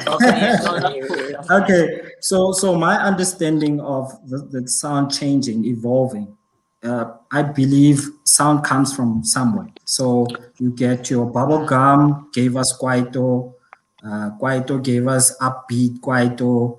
I'll say sounds like Tebe Bulabutu, which was sampled from a house tune. You know, a lot of people don't know this. There was there's a track by Doc Shebeleza, sampled a track from the UK. You know, so it evolved. It moved to now we call it Afro House. Afro House has subdivisions of other genres as well. And to be for example, in Pretoria, the Mujava song, there's a genre called Bacardi. Bacardi is your ghetto sound, which it's Praetorian sound. We identify it as Praetorian sound. Some people will classify it as Afro House, but I would say it's Bacardi. Let's not, because it's originally from Pretoria. So the sound will always evolve. And I think when the Afro House was introduced in the UK in the 2005, 6, 7 there, it's that time when people were evolving from using vinyls to CDs. So it was easily accessible. I remember I had a friend who was a hostess. So every time she went home, I'll call my friends and say, hey, get me CDs of MP3 CDs of what's the latest in South Africa. And that's how, so the evolving of social media and how we use, because from me starting with a CD and cassette to playing with vinyls, where when I come from Pretoria, vinyl was the biggest thing. You know, you don't call yourself a DJ if you don't play with vinyls. And it was more based on, you also need to know how to DJ, timing and all that. But the biggest thing was the sound needed to be 118 beats per minute, because Pretoria sound was slower. And when the CD came in, where here in the UK, we were like, okay, the sound that we know from Pretoria is slow, but the UK, they prefer it faster. So we started, pitching up our music. So access to MP3 was becoming easier, and the more guys started producing, especially your bedroom DJs, they started being recognized, like your Nasty Nev. Nasty Nev is one of the guys that a lot of people don't talk about, but he's been in the game for the longest time. You know what I mean? Your positive K, and there's still new guys coming up. They're doing amazing work. They're not getting airplay, they're not getting recognition, because as DJs, we lost that thing of let's promote each other. Now, so I'm speaking from a DJ point of view. DJ started being, okay, I'm gonna be a producer. As a producer, I'm gonna play only my music. So that killed the whole, I think that's what kind of like changed the whole game as well. So social media helped to kind of like give the South African sound airplay, people to know about who's producing this song. Your Tula, the song came in. I mean, Mkhukwini was talking about how Afro House is more spiritual. And, you look at your, what's that group? Black Motion. Black Motion, their music is strictly spiritual. And they one of the few that their sound hasn't changed. Your Black Coffee came in with Superman. After that, they started changing to appeal to a European market. You know what I mean? But it doesn't mean he lost the essence of the music. because at the end of the day, the music has to evolve. As much as the piano started as a track just playing slow, playing piano. That's how it started. You know, nobody knows where it's from. We know it's from South Africa, but we don't know if there's an argument between Pretoria and Joburg. You know, we saying from Pretoria, we're saying it's coming from Bacardi. They stole it from Bacardi. In Jozi, they're saying no. We had this track. I mean, this sound long time ago. So there's always gonna be an argument about the roots of. But the bottom line is music have to evolve to create a new sound. And the good thing is social media is giving guys like Kapsa the Small, you know, a lot of DJs the platform to take their music to the world now, to say, okay, here we are, let's do. I wish a lot of these producers, before they take their music to the world, they need to understand the business side of it. Because the problem is, I just want to be famous, so I take my track, produce it out there. Later on, somebody chops it up, and you're like, hey, that's my song. But you don't have proof to say, hey, you know? And that's the biggest challenge I think a lot of people are facing is, I want to be known. I want to go out there in the UK. You know, all I know is I grew up in this teen house or whatever, and all of a sudden, somebody recognizes my sound in the UK. The first thing you're gonna say, no, okay, go ahead, play my song. I mean, imagine one of the biggest producers. Bandra, I can tell you something which is like really, really amazing, is that Gom was first recognized in the UK before it was recognized in Joburg. It was like the UK guys that pushed it, and the UK underground, and it blew up like somehow in the UK underground with a certain kind of guys. Yeah. And it moved back to South Africa.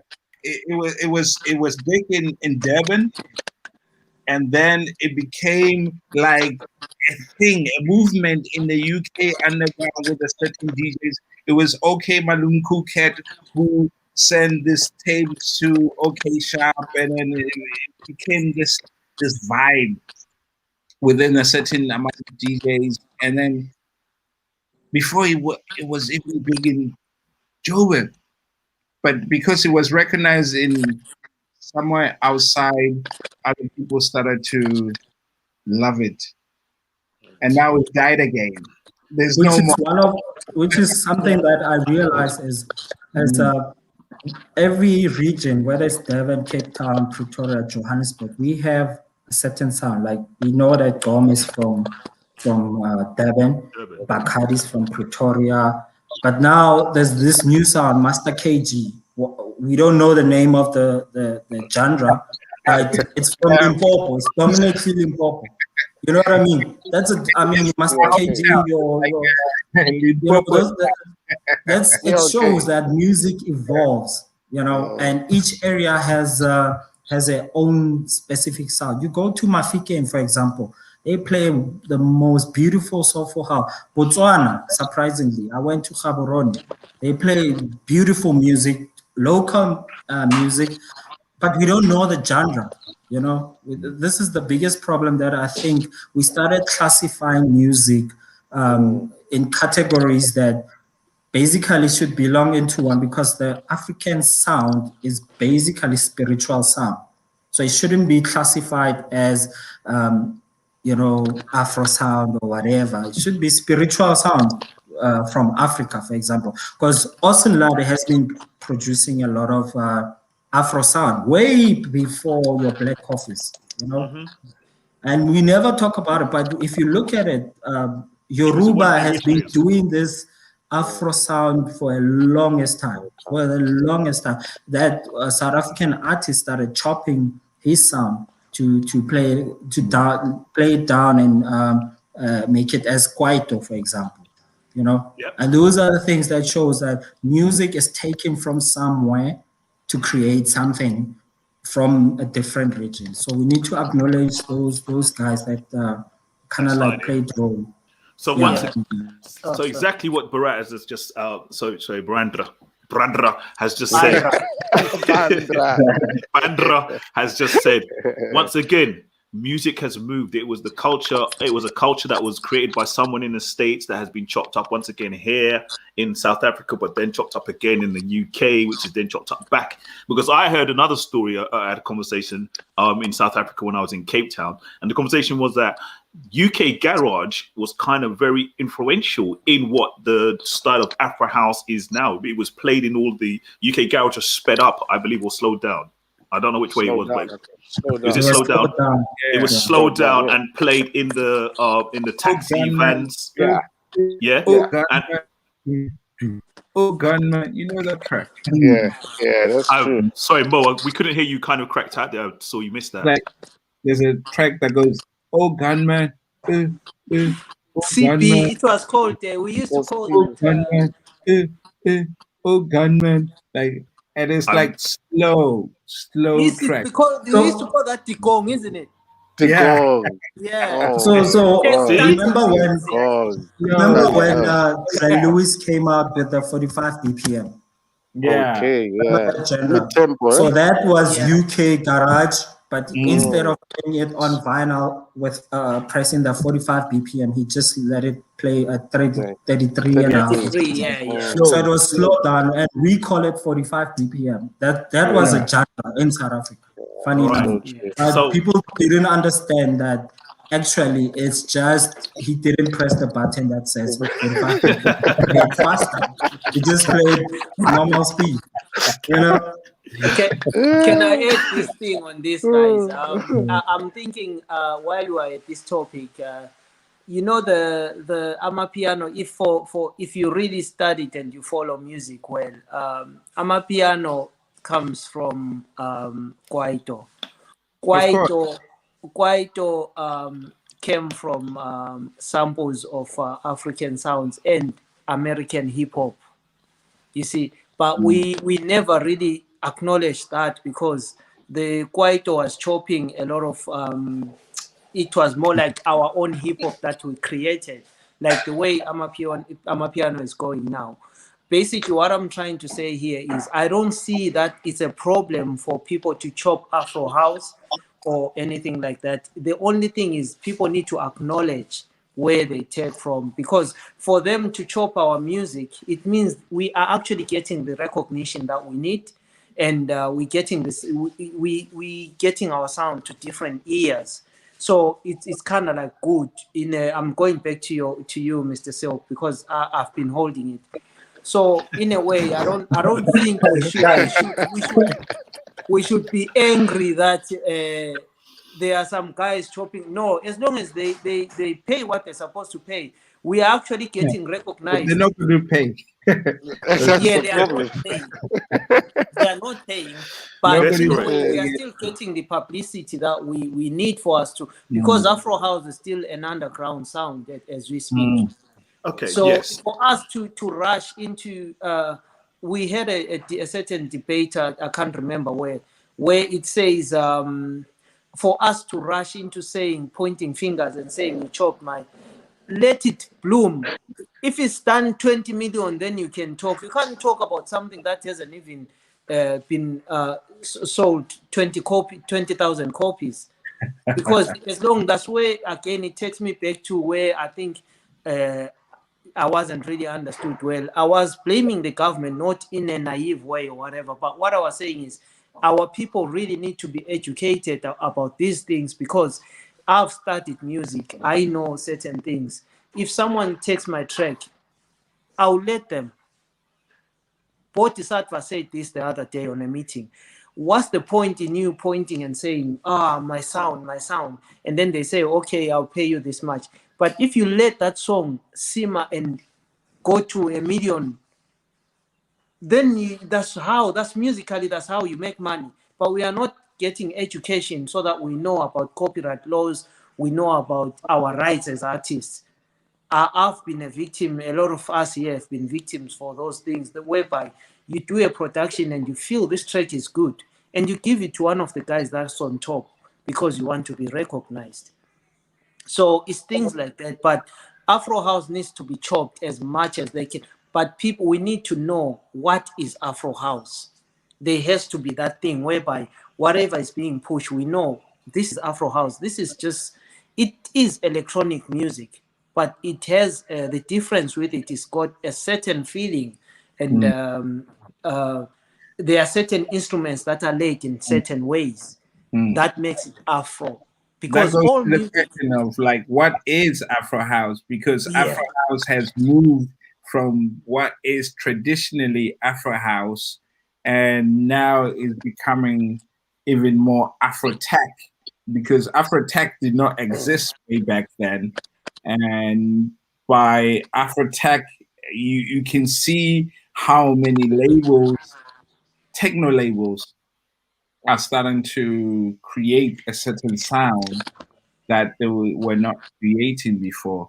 And some people can actually identify this as Afro House, and some people would not want to be in that category of Afro House.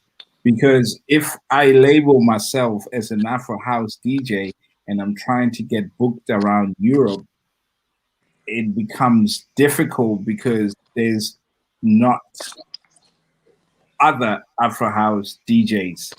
I'm like in my own lane where I'm in a techno festival and I must somehow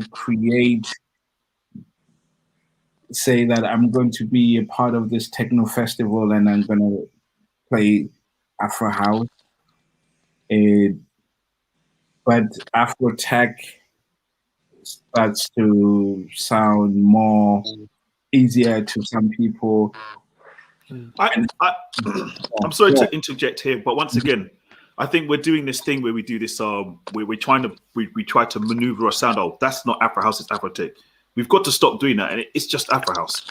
Hip hop and R&B have many different genres. There's Southern hip hop, there's West Coast hip hop, there's East Coast hip hop, there's an Atlanta twang, there's a country twang. It's all hip hop. It's just narrative. The narrative is hip hop, and you take it as it is. We need to stop doing this breaking, because it doesn't make us stronger by going, oh, Afro House is Afro Tech that, Afro Technic is African House that. No, I'm a piano this. Look, I'm a piano is our slow jams for R&B. You think of slow jams R&B. I'm a piano guy. Piano is our slow jams for R&B. Yeah, they don't want to be considered Afro House, but it doesn't internationally,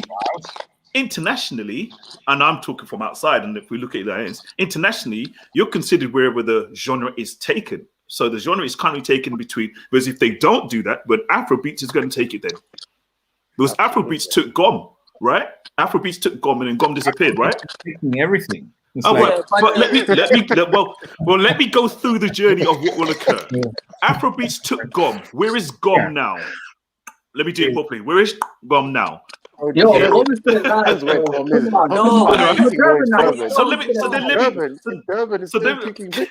It's still different. Okay, but internationally, it's disappeared. You mean international? Our piano now is at that verge of where it has to find a space where it can land and become. Silk.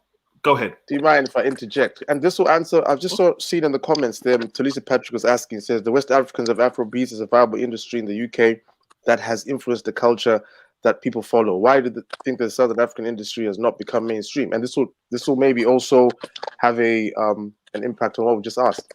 You see, a lot of these genres, it's not only just about the size. You know, it's not about like migration issues again, as we say. There's a lot more. Obviously, we know this. That's standard.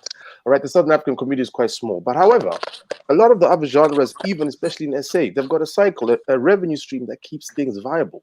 You've got promoters that are linked with A&Rs that are linked with record labels, record industries that are linked with printers. It's all a cycle. The Southern African community at the moment, unfortunately, because it has a lot of the time, the SA community has not been identified, or the accreditation has not been enough. That so many people, you'd be surprised how many people listen to the vibe and listen to Amapiano sounds, and you'd be shocked that some of them don't even know it's from SA.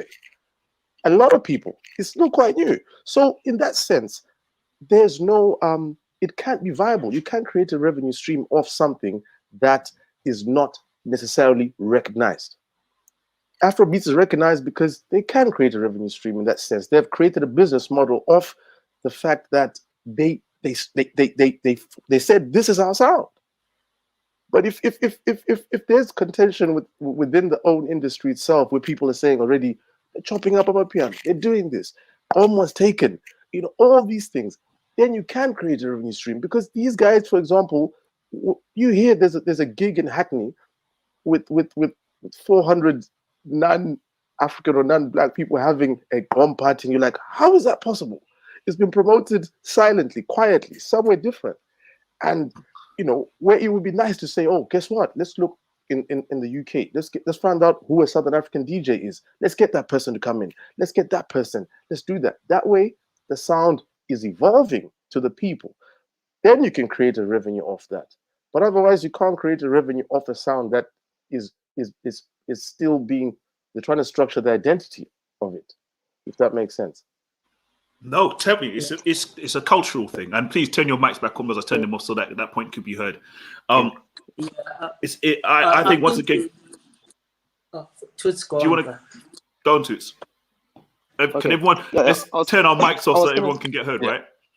It's time for Toots to speak. Say, no, it's okay. I was gonna say, Afrobeats, as Patrick has mentioned there, like Afrobeats has actually created something viable. There's a lot of factors behind that. I play Afrobeats. If you didn't know, I also play Afrobeats, and I play to a point where some people think I'm actually Nigerian. So you won't tell the difference. I played at Roots, which is one of the biggest clubs in Manchester, and I've played in all the clubs in Manchester, play Afrobeats. The thing is, most clubs around here, should I say in Europe, not just here in the UK, I go to Germany as well, remember, and other places, most clubs, or should I say most African clubs outside South Africa or outside, say, Africa or whatever, are owned by, say, Nigerians or people from the western part of Africa. And in many cases, they would like to cater for their audience. Whereas you may be invited to go and play house to a club or something like that. Say in Germany or something, for example, let's say our true players where I usually play. There'll be loads of Southern Africans, Zimbabweans, Nigerians, and everything. But you can only play a certain number of Afro House songs before the crowd sits down or get a little bit bored of the sound, right? But that's not to say the sound is boring or anything like that.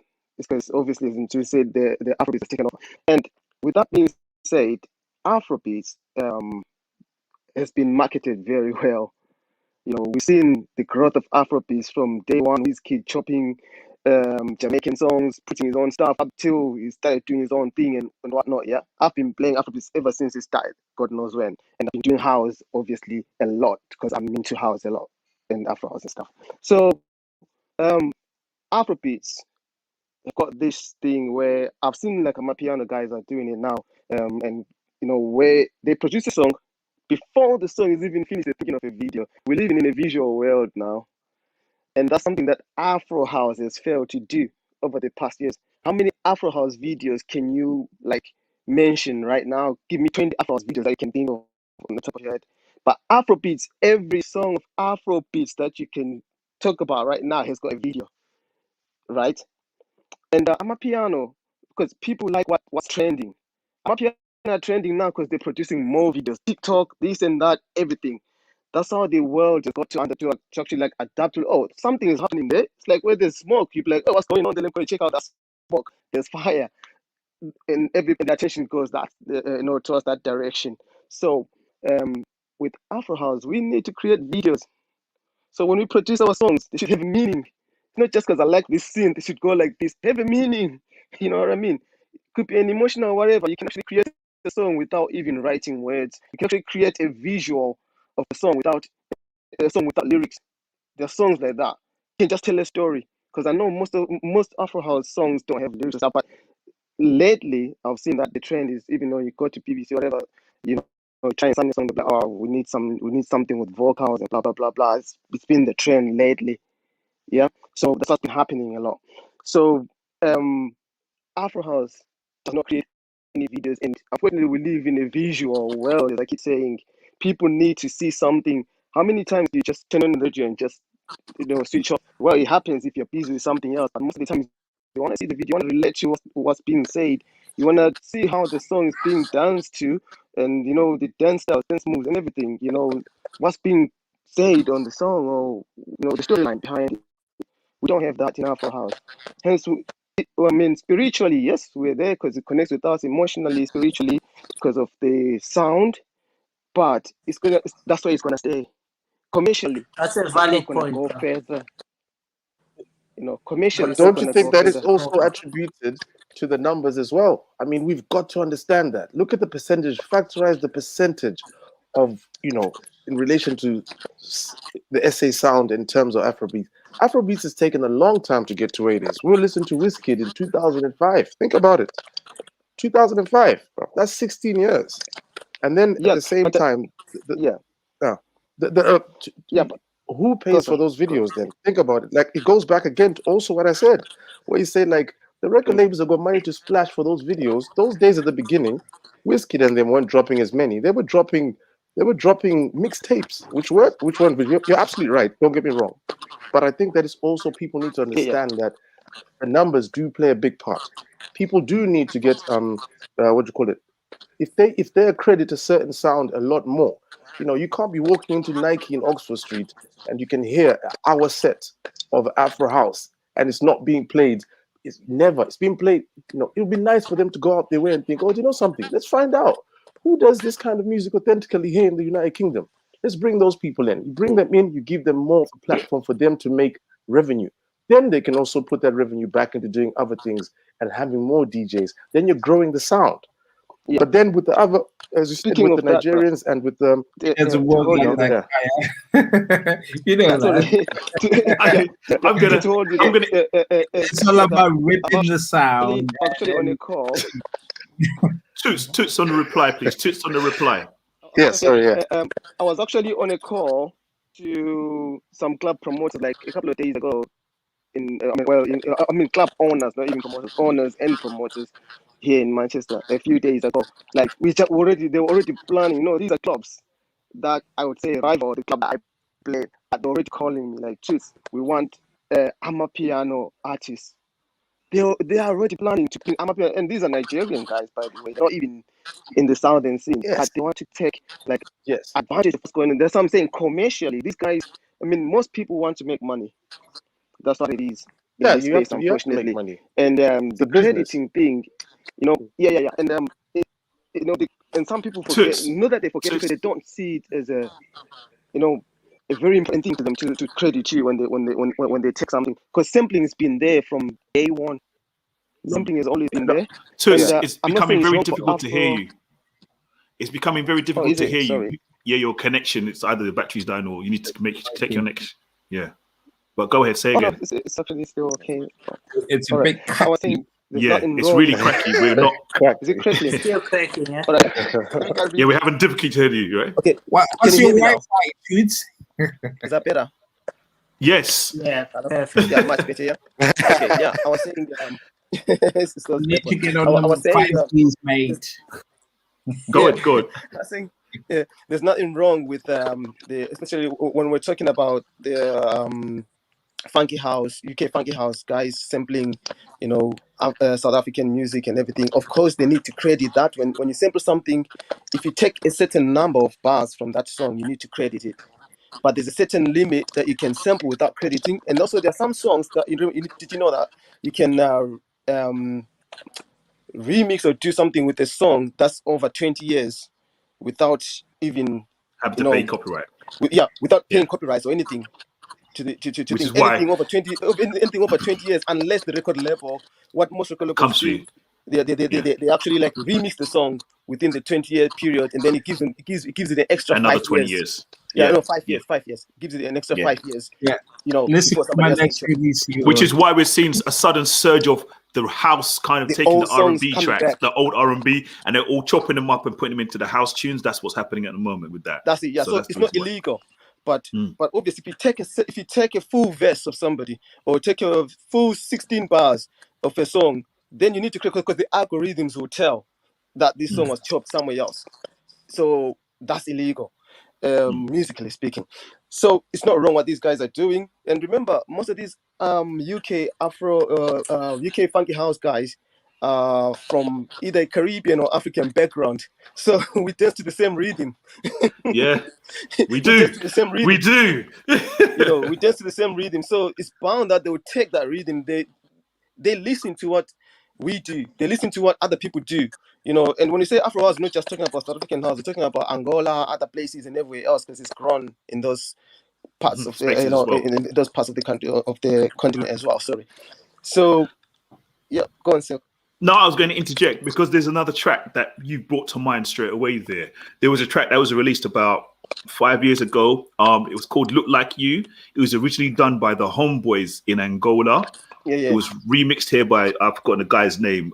He done a re-edit of it on his own with a UK grime track. But the track was so massive, everywhere it played in all dances. Dancehall, Afro House, everything. Chop chop, do bang do. Yeah, Look Like You. That tune was so big, but that was the merging of the sounds. What hasn't happened is that we haven't seen that track was so massive. It played in every scene. It didn't matter where you were, what genre you were in. It played. Yeah, that tells you if you mix that sound with what that was, we have something. And that sometimes I think we can't. We lose that because we're trying to be.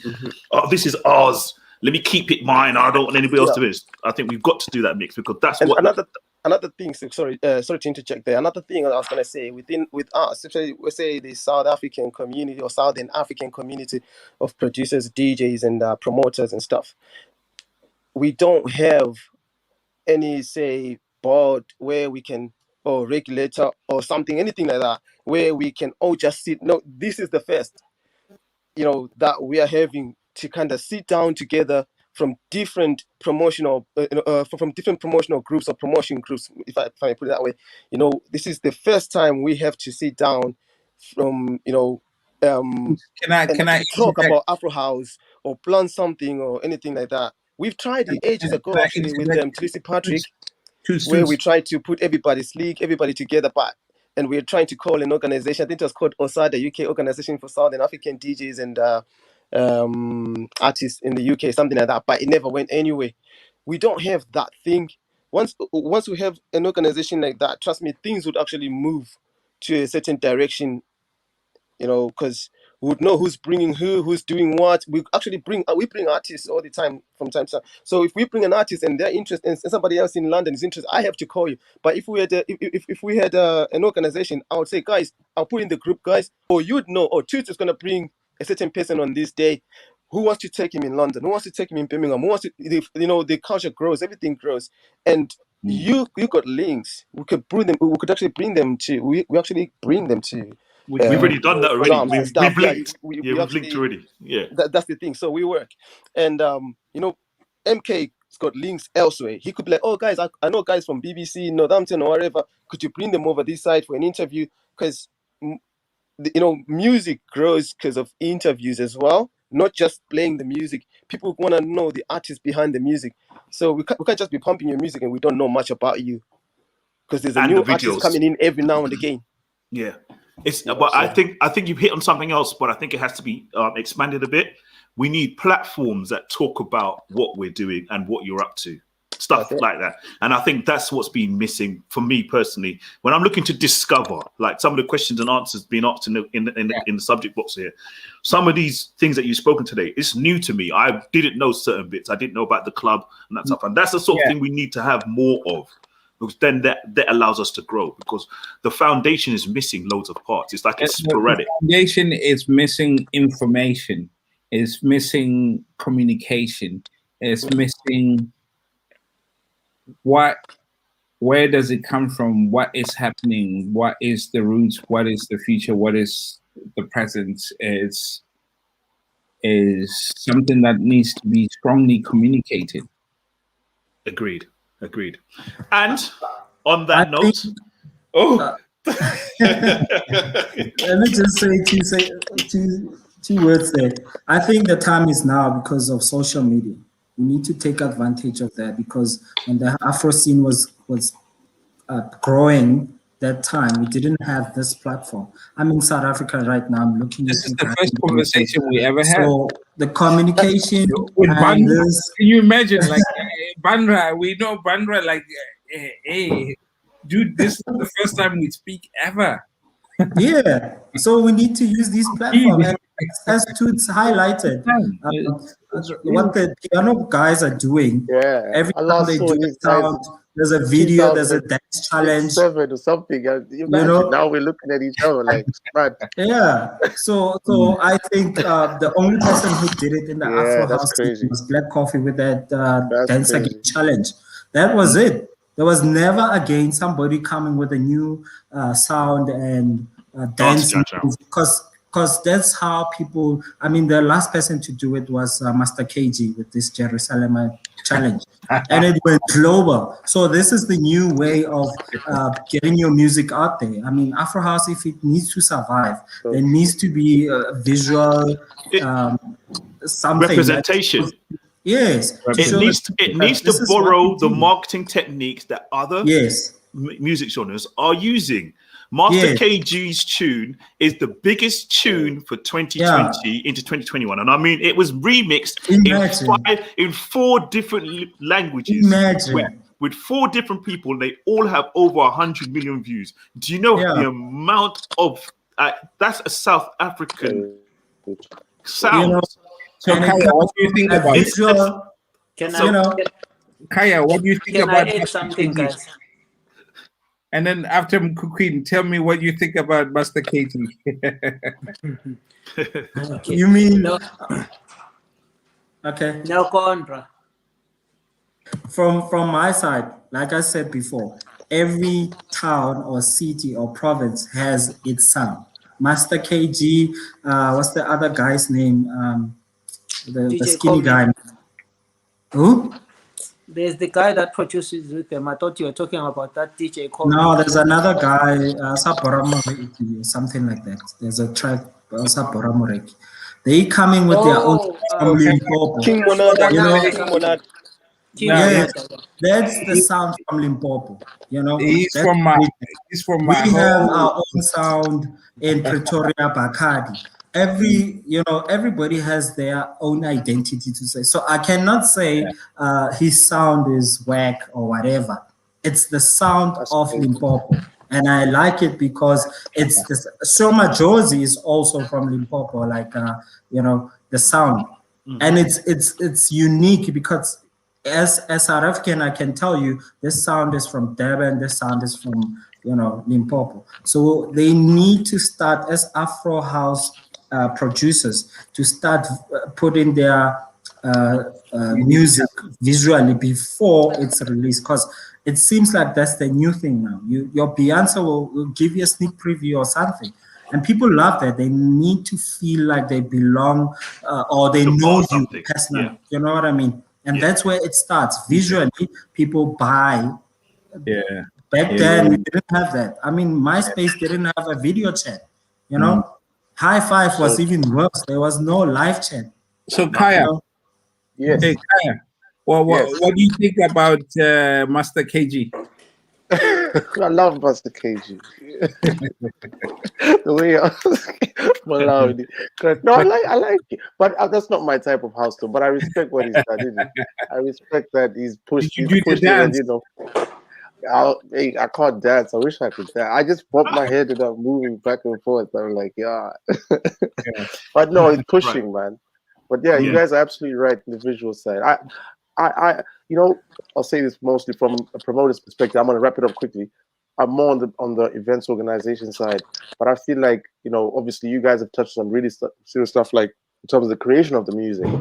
But I think it's also important, as I said, for people to understand that the way the scene is, especially, is different from SA. You got endorsements, you've got branding, people that put you out there, and same other genres like Afrobeats. It's not there for the Southern African community, and it starts from even just funding. We're talking about community funding. Communities should be talking about that. Councils should be saying what is there for the South African community or the Southern African community, and that backing comes from also privatization. Companies who say, "Oh, do you know something? This sound is so good. But then if they don't understand and can't identify with the sound, because sometimes it's like crabs in a barrel, everyone wants the sound. So you got someone that comes out there and they're not going to have an Southern African SA DJ. It has to be addressed. You can't be going to every single hotel in London and you cannot see one person who's working hard and trying. So many DJs here, almost 60 DJs, 60. Not one of them getting events and stuff. There's a reason for that. And that's sometimes because, yes, you can push to a certain point, but people have to go and work their 9 to 5s here because it's sometimes not financially viable. The stuff that does become viable in terms of visualization and stuff, it takes time. It's true, and it also does have to come from somewhere. That money has got to come from somewhere, you know. And I people, remember, DJs, I need to be remember getting paid being for in that. Lisbon. I remember being in Lisbon and hearing South African house on the beach. I was like, wow! I was so happy. I was like, wow, the sound is here. It's like, you know. Yeah. And Yeah, I just want. I Oh, asked sorry. myself, like, who's playing the sound? Okay, Mkhukwini. Right. So Yeah. with that, I think Let go me sing, let on, me- MK. Go on, MK. Okay, yeah, I just wanted to wrap up my side of things that I think, first of all, I know you're not closing, but I just wanted to to take this opportunity to just say things that I think might be valid points. Looking at DJ Toots, looking at Mo, looking at Kagiso, looking at Khaya there, and looking at you, Mr. Silk and V, it actually gives me that kind of a feeling that I can't even explain. It's a happy feeling. Some of these guys I haven't spoken to in more than 10 years. So it's more like a reunion, but it brings us back to the questions that I always have, and I think some of us have here, that we've been pushing this movement for this long, this Afro House, this South African music. We've been carrying the South African flag for a long time, the African thing that we've been pushing here. But for me, the bottom line of it, I know quite a few people might not agree with me, but this is what I'm actually speaking from the heart right now. Looking at everything and what we've been through as people, if we have to go back and take the days of the Joburg projects, take the days of Kasi Love, take the days of Slick, all these guys, we were pushing our own thing. We had our own agenda. We had some misunderstandings, but we never killed each other's gig. We kind of like came together when Slick was doing, whether I've got a problem with Tulana, I'll be there, but I'll have 5, 6 cars. This is real talk, guys. These are the things we should be talking about. I'll have 5, 6 cars at the Slick Management Board party when yesterday me and Tulana were having a fight. And then when he sees me, he's like, you came. And then it ends there. So it kind of like, it's a movement that I think Afro, and again, I wanted to touch because you guys were talking and I was actually getting some Can I goosebumps. interject with that? Yeah. Before, and then after you can continue. Like, Yeah. we had a lot of fights within, I don't know. I think for me, it was never fights. But I think Laudi wanted to be like the superior guy, and we no, those are And we moved on, isn't it? And then we kept on supporting each other. And like you say, what you're touching with Tulani, I even mentioned it at the beginning that his state of mind and his movement, the way he had it all figured out. And people like me, I didn't have it figured out. I was just learning as I'm going, right? So what I'm trying to say is the industry right now, the Afro House industry, is not something new. And I hear you guys saying the Afrobeat stole from Kombo. It stole from Afro House, and the movement kept on moving, but no one was seeing that because Afro House is what is still underneath. But the biggest problem is that when you're talking to corporates, the biggest thing that we can come out with on this meeting is that we all need to talk with one voice. This thing of competing with each other and not supporting each other, that's the only killer in this whole thing. So if we move with one word and support each other as one people. That's what the Afro beats. You know, these Afro beats. On my radio show when I was compiling, even when I was doing the BBC thing, when I'm compiling, we kids manager will ask you to while you are making a mix, because my specialty, I was supposed to push the South African house, right? So my mix, it has to be South African house with a mixture of whatever. With kids manager will tell you, Brad, can you just put this? I'll look after you. Just add this a cappella or this on your mix, because they were pushing the same direction. And you see Nigerian promoters that have got the same big show in the O2 Arena, and the other one is doing the same big show in London. They'll be mingling together, talking the same language, but they're in competition.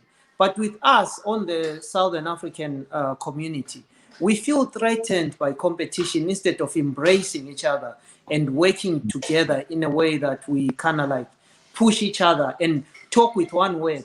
Like right now, Khaya has raised another valid point, whereby look at things. If you can walk into JT Sports, I don't get a gig in JT Sports until someone has put them down for me to be just playing for their customers. I play Afro House, but everywhere you go, you hear Afro House playing. But none of us is there to push it, because we're not speaking in the same voice on the same umbrella. That musically we need to kind of like move as one people. And if someone is pushing an event, we push it as one people. I know we are in competition, but we shouldn't look at each other as enemies. We should look at each other as one people and then move, because music is a spiritual thing. Once we figure that out, the Nigerians figured that out about 15, 20 years ago. They used to fight. I used to be booked by Nigerians. They'll be fighting. You're stealing my ideas, this and that. But the minute they move together, now record labels are looking at them. So I think They're in fighting the for UK, Nigerian friends. Mm. yeah, I think in the UK we are lacking that one spirit of us moving together as a community of the Afro House, and for us that have actually started the movement. And there are quite a lot of people that are not here. The young guys that came after us, like Kabom Tolis, these official boys, Yeah. they had a very clear view of what they were doing. But the mistake was Shout out to we were Mkhukwini. not united. Us, the people that they came after, we were not even united to actually lift them up and push them further. But now I think it's time that we all come together and speak the one language, whereby if Toots is doing something, I put my heart and mind into it. I know that we do that, but we don't really do that because we feel threatened by each other. Yeah. That's my way. Yeah, and you know what? On that point, it is now. We've been over the 2-hour period. I said we've been there, and you know it's been amazing. And I think we've got to do another one because there's a lot more that I'd like to have. But we've done 2 hours already, and this could probably go on for another hour to an hour and a half. Maybe do a 4-hour thing. So what I'm going to do is say to you guys, I'm going to time you. You get a minute closing time, just to say thank you, goodbyes, and putting any other points forward. 1 minute each, and then I'm closing today's conversation. And I will put another one of these together. I'll do another one in a couple months' time. Let some of the ideas melt, and then we'll come back together. Hopefully, we get some other guys in here and have another conversation like this. I think this needs to be done again. Personally, I hope you feel the same. But what I want to do right now is give you each time to close out 1 minute each, and I'll start with Mo, because I know Mo's going to probably go over anyway.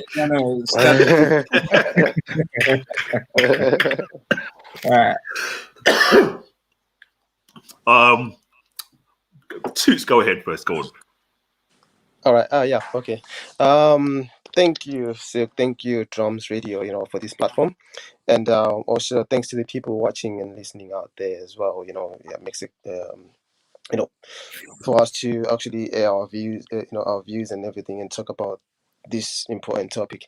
And moving on forward, I'd like to see us being united, that's what we've all been highlighting here, that we need to be united, So I'd like to see us being united, and when we approach whoever we need to approach, and they'll see that we are one. We're just one unit, and hopefully they'll hear us. And when the vibe is growing, the Afro House scene is growing, we all grow together with it, because we've been there since it started. So yeah, that's all I've got to say. And thanks, and guys, it's been lovely seeing all of you. Great stuff. Thank you so much. Yeah, likewise. We'll go straight. V, because I didn't get to bring you in. I know you had another point and I wanted to get to you, but time is kicking us. So V.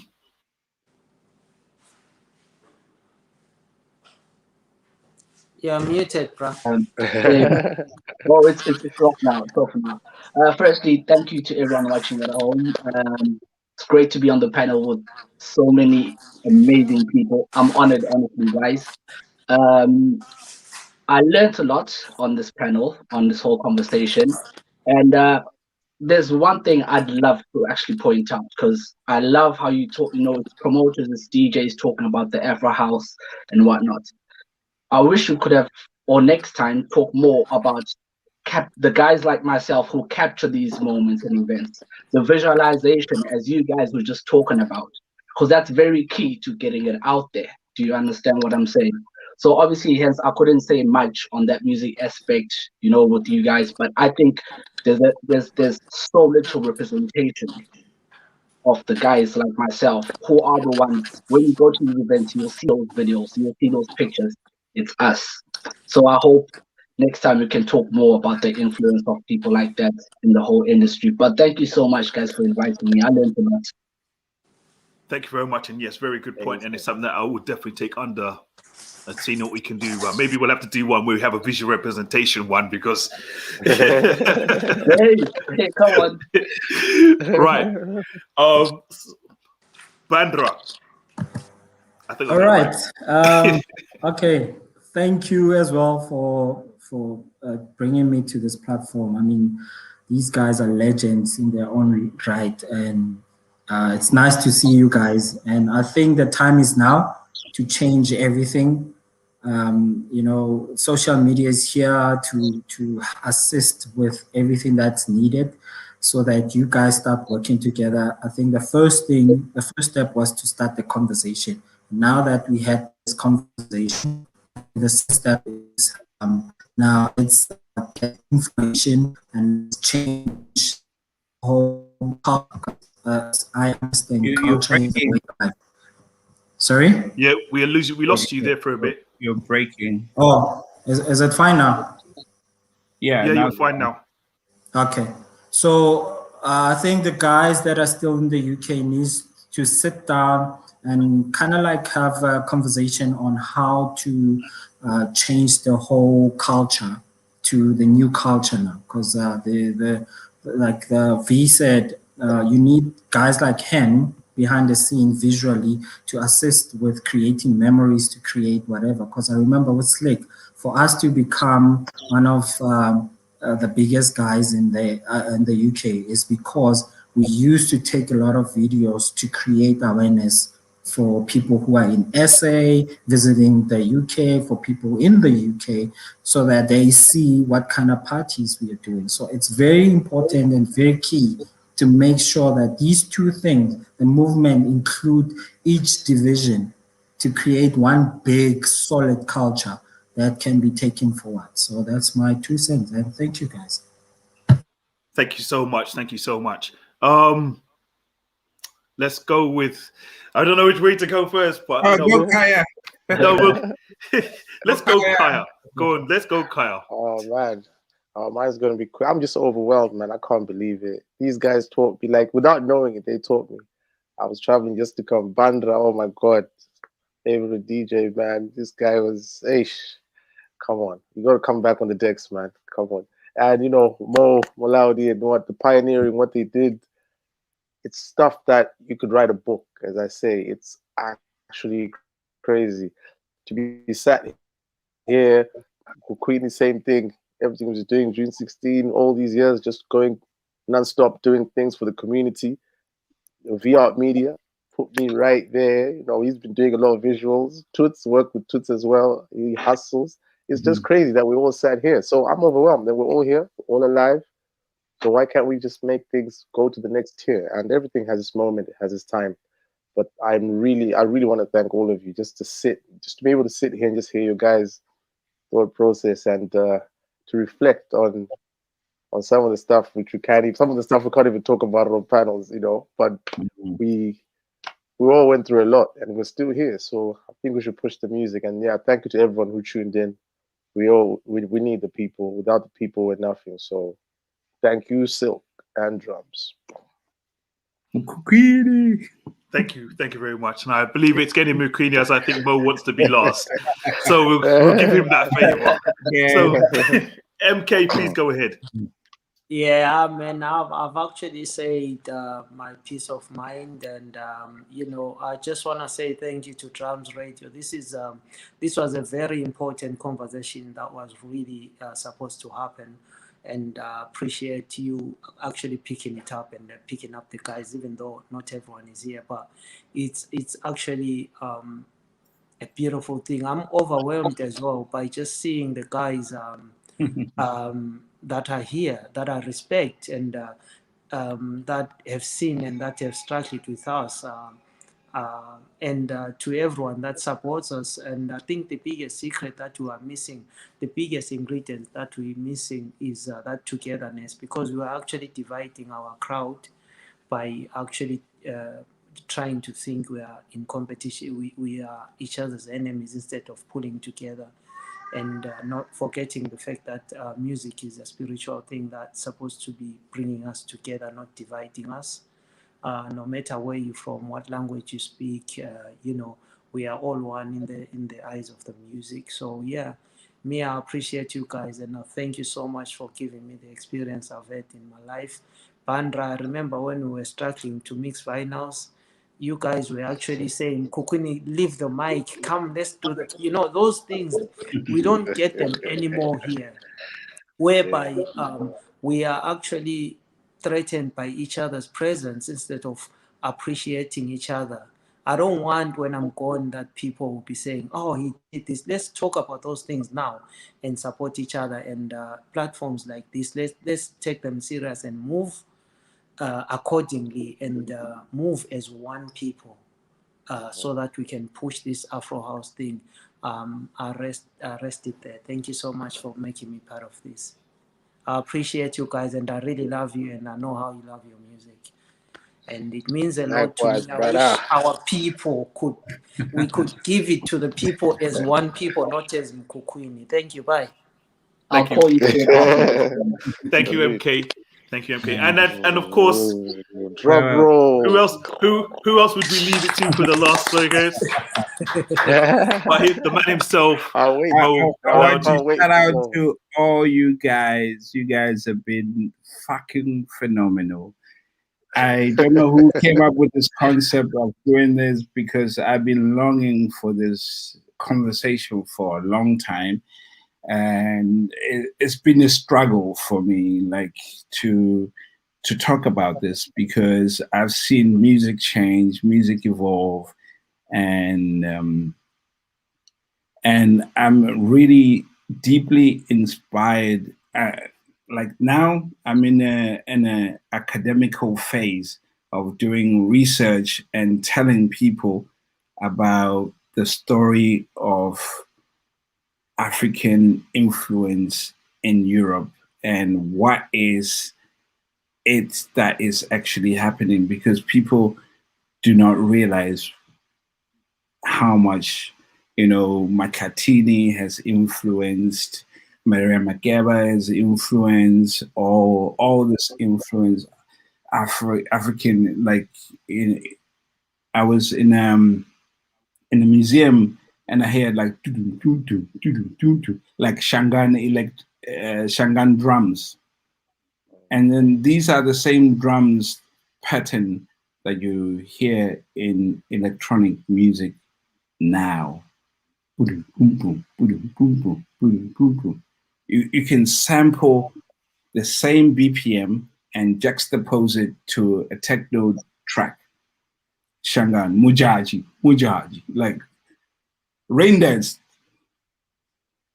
and it's the same. So there's this story of how techno and African music somehow has shaped what we're listening to right now. And I've been dying to have this conversation to many people to tell this story. And I don't know who came up with this conversation idea, and it's really great idea. And thank you, Mkhukwini. Thank you, Bandra. Thank you, V. Thank you, Silk. Thank you, Khaya. Thank you, Toots.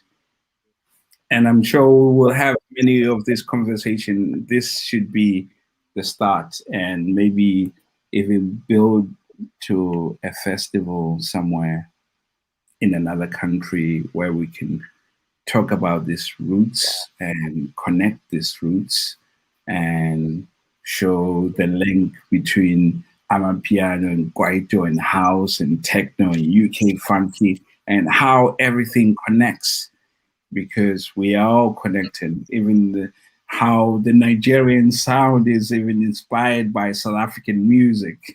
It's there's a lot to unpack. There's so many, and I'm just happy that this is the first conversation, and we need to have more of these conversations and develop this communication. And there's so much to be done. I mean, there's layers of the spiritual engagement, the community engagement. Because when I was doing the parties at Bar Below, I wasn't thinking of money because there was no money to be made, but it was a way of getting the community together, a way of creating a space away from home where people can just come together. And it changes everything when you are away from home, you listen to a sound that is from home, and then people see how you react to the sound. That changes how they understand the sound. That changes the whole culture of the UK.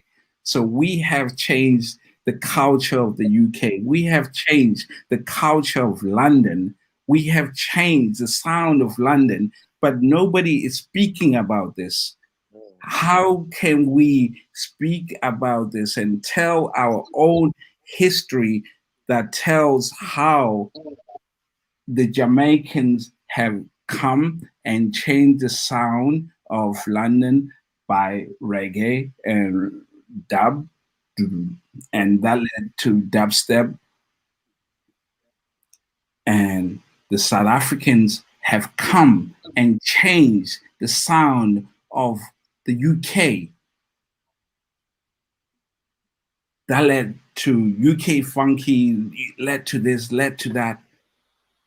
This change has happened. This is a part of UK history of sound.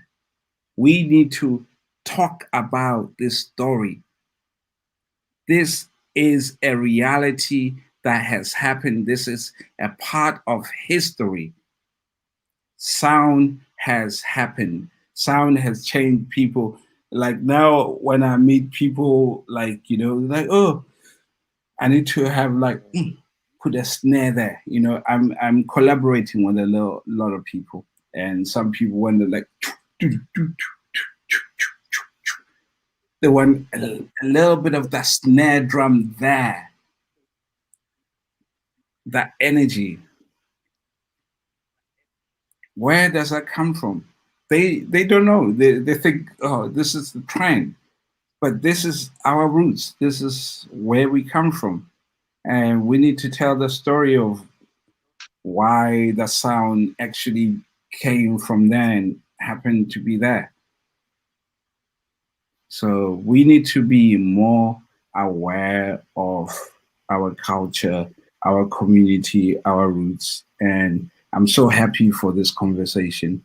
It's absolutely amazing. We need to really engage and connect and be more connected and really harness the spirit of being together, being connected, and telling our stories, telling, the influences, the Gibson Kenter, the Arthur, the Slick Management, the Joburg Project, the guys that were dancing in the parties that did not care. There were, when it happened, it was not to create something. It was just to be together. The spirit of being together. It was the longing of something that we can connect to. Fantastic. And, yeah. Fantastic. Thank you so much, Laudi, for that as well. It's a great way to close. Yeah, great way to close. Thank you so much for that. And I'd like to finish with thanking every single one of you for joining us today. I'd also like to quickly address a situation. We reached out and we were trying to find females to be on the panel who were promoters or DJs that could talk at that time, but it was a different time period and we would find it quite difficult trying to find somebody. But we will continue look now and see if we can find someone. We'll ask the guys if there was a female who could be represented in this conversation on the next panel that we do, and hopefully we can find some more representation from the female side of things. It's not that we ignored it. We're not like that, as you know. On Drums Radio, we do these conversations every month as we try to continuously deliver great stuff. Right. And from me, I just want to apologize for the light glare. I understand a lot of you are thinking, what's going on? I'm not an angel. It's something I learned from Mkhukwini. How to set and make it so nice and great stuff. And on that note, guys, thank you so much for tonight. It's been great. We tried to keep it for 2 hours. We've gone for 2.5. Wow, what a great conversation. Let's do it again. Let's make this Afro House great. Remember, download the Drums Radio app if you haven't already. Follow us. Some great things. Looking forward to Drums Radio. We're pushing the agenda of Afro House. That's what we're doing here. The idea of the conversation.